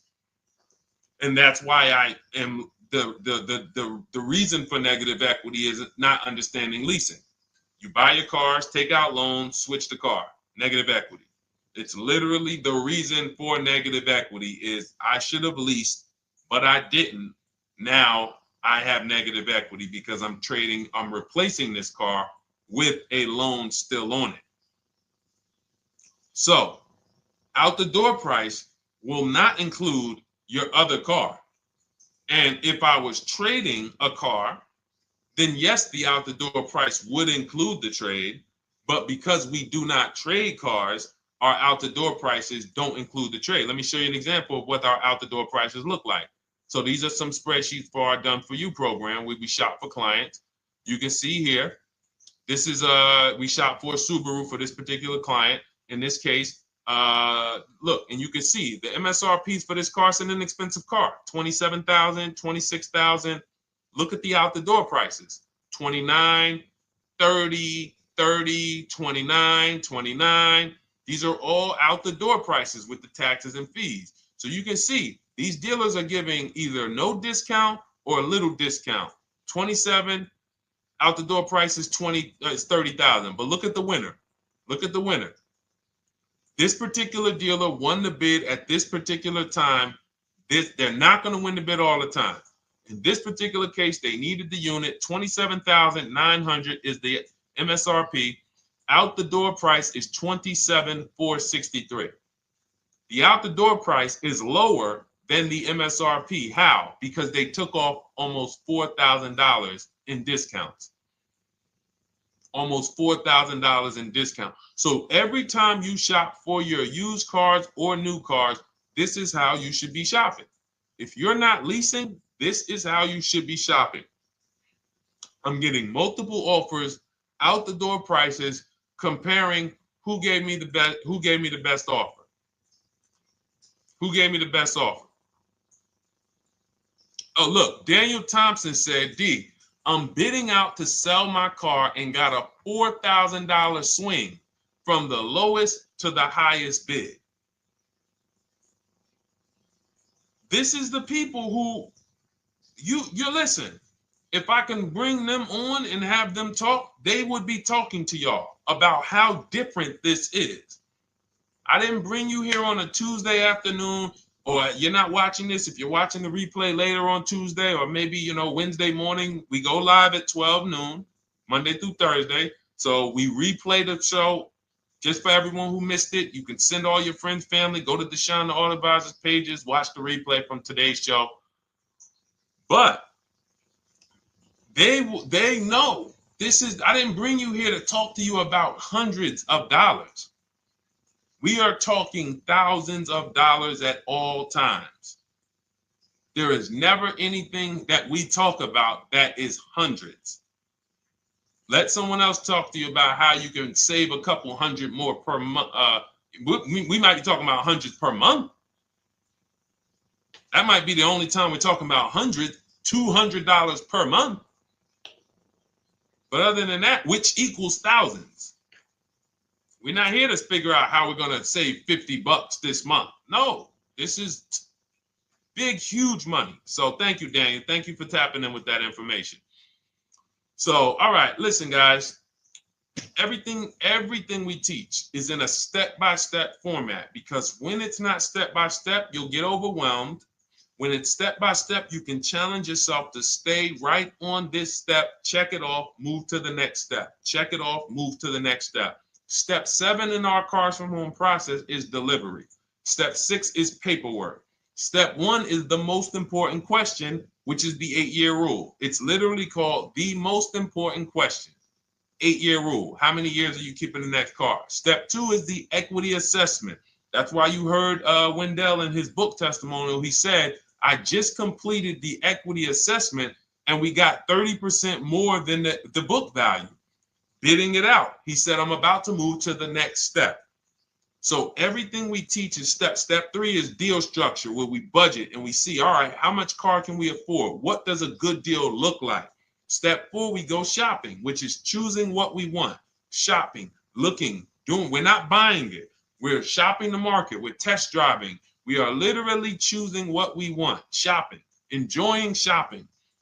Step 5 is multiple offers. That's when we're in talking to dealers online, getting offers, getting bids. Step 6 is paperwork and protection, to make sure that the offer we got is legit. We tied it up. Paperwork is right. We go over extended warranties, tire and wheel, maintenance plans. Do we need them? Key protection. Do we need any of this stuff? And step 7 is delivery. It is a step-by-step path. That is how people win. They're not coming into some college to learn how to be a car salesman or to learn everything I know. No, it's a path. So if you want the blueprint in book form, that's my digital book, Cars from Home, 7 Steps of Saving Time, Money, and Avoiding Dealerships. Normally $97, part of our 30-minute welcome offer. You can get yours for $24 in my TikTok bio, Instagram bio, the YouTube comments, and the Facebook comments. Click those links and then click the special $24 welcome offer. It's good for 30 minutes. And you'll save 75%. If for those of you who are like, Deshone, what about that video checklist? That is our Shop Done With You program. Cars from Home, done with you.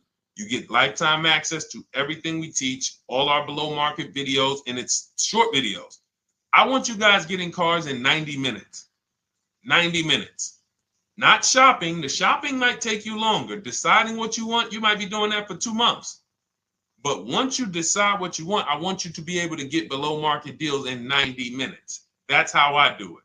We're not hours and hours to get these car deals. Some of these deals we make in literally 45 minutes over a 3-day period. So that is how we do it. And you'll have access to our coaching program. We do Zoom calls twice a month, first and third Wednesday. And you have a Facebook group with 1,600 people in it that have come before you in the last 3 years. And then for those of you who qualify for shop with done for me, just do it for me, Deshone. New cars and leases only. Credit score has to be over 670 FICO. Book a call with our team. Let's see if we can help you. All of those have welcome specials. The book is 75% off welcome special. Shop with Deshone is $200 off welcome special for 48 hours. And done for you is $300 off for 72 hours. All welcome specials for people to say, all right, I'm taking action. I'm going to take advantage of a lower investment for taking action immediately. And for those of you who you're still new here, you're like, Deshone, I like the information, but I need to get, can I get some free advice first? Let me test out some free advice. You can, of course, go download our cheat sheets, and that's there as well. All of that is in the Cars from Home Toolkit.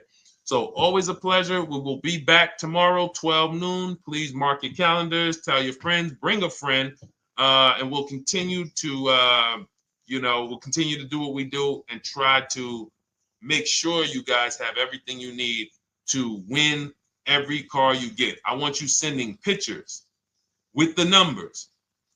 You know you've done it right when every car you get, you have pictures with the numbers. You know people who purchase cars all the time, all post their pictures. Hey, had to upgrade. Oh, just got this. Hey, had to treat myself. Oh, watch it now. But you never see the numbers because they really are not confident in the numbers. They don't want to talk about the numbers. Everybody who shops with us, whether you're getting our book, whether you're using our stuff, and sometimes people who they piece together my social media videos and they'll get it done. But they are sending the numbers. Look at what I paid for this car. Not only did I get a great car, but look at the deal I got on the car. That's when you know, all right, you understand this thing. All right, have a great day, y'all. See you tomorrow. And if you couldn't make the whole broadcast, feel free to watch the replay. We'll be replaying it throughout the day until tomorrow's show. All right, have a great day, y'all. Thank you. God bless you.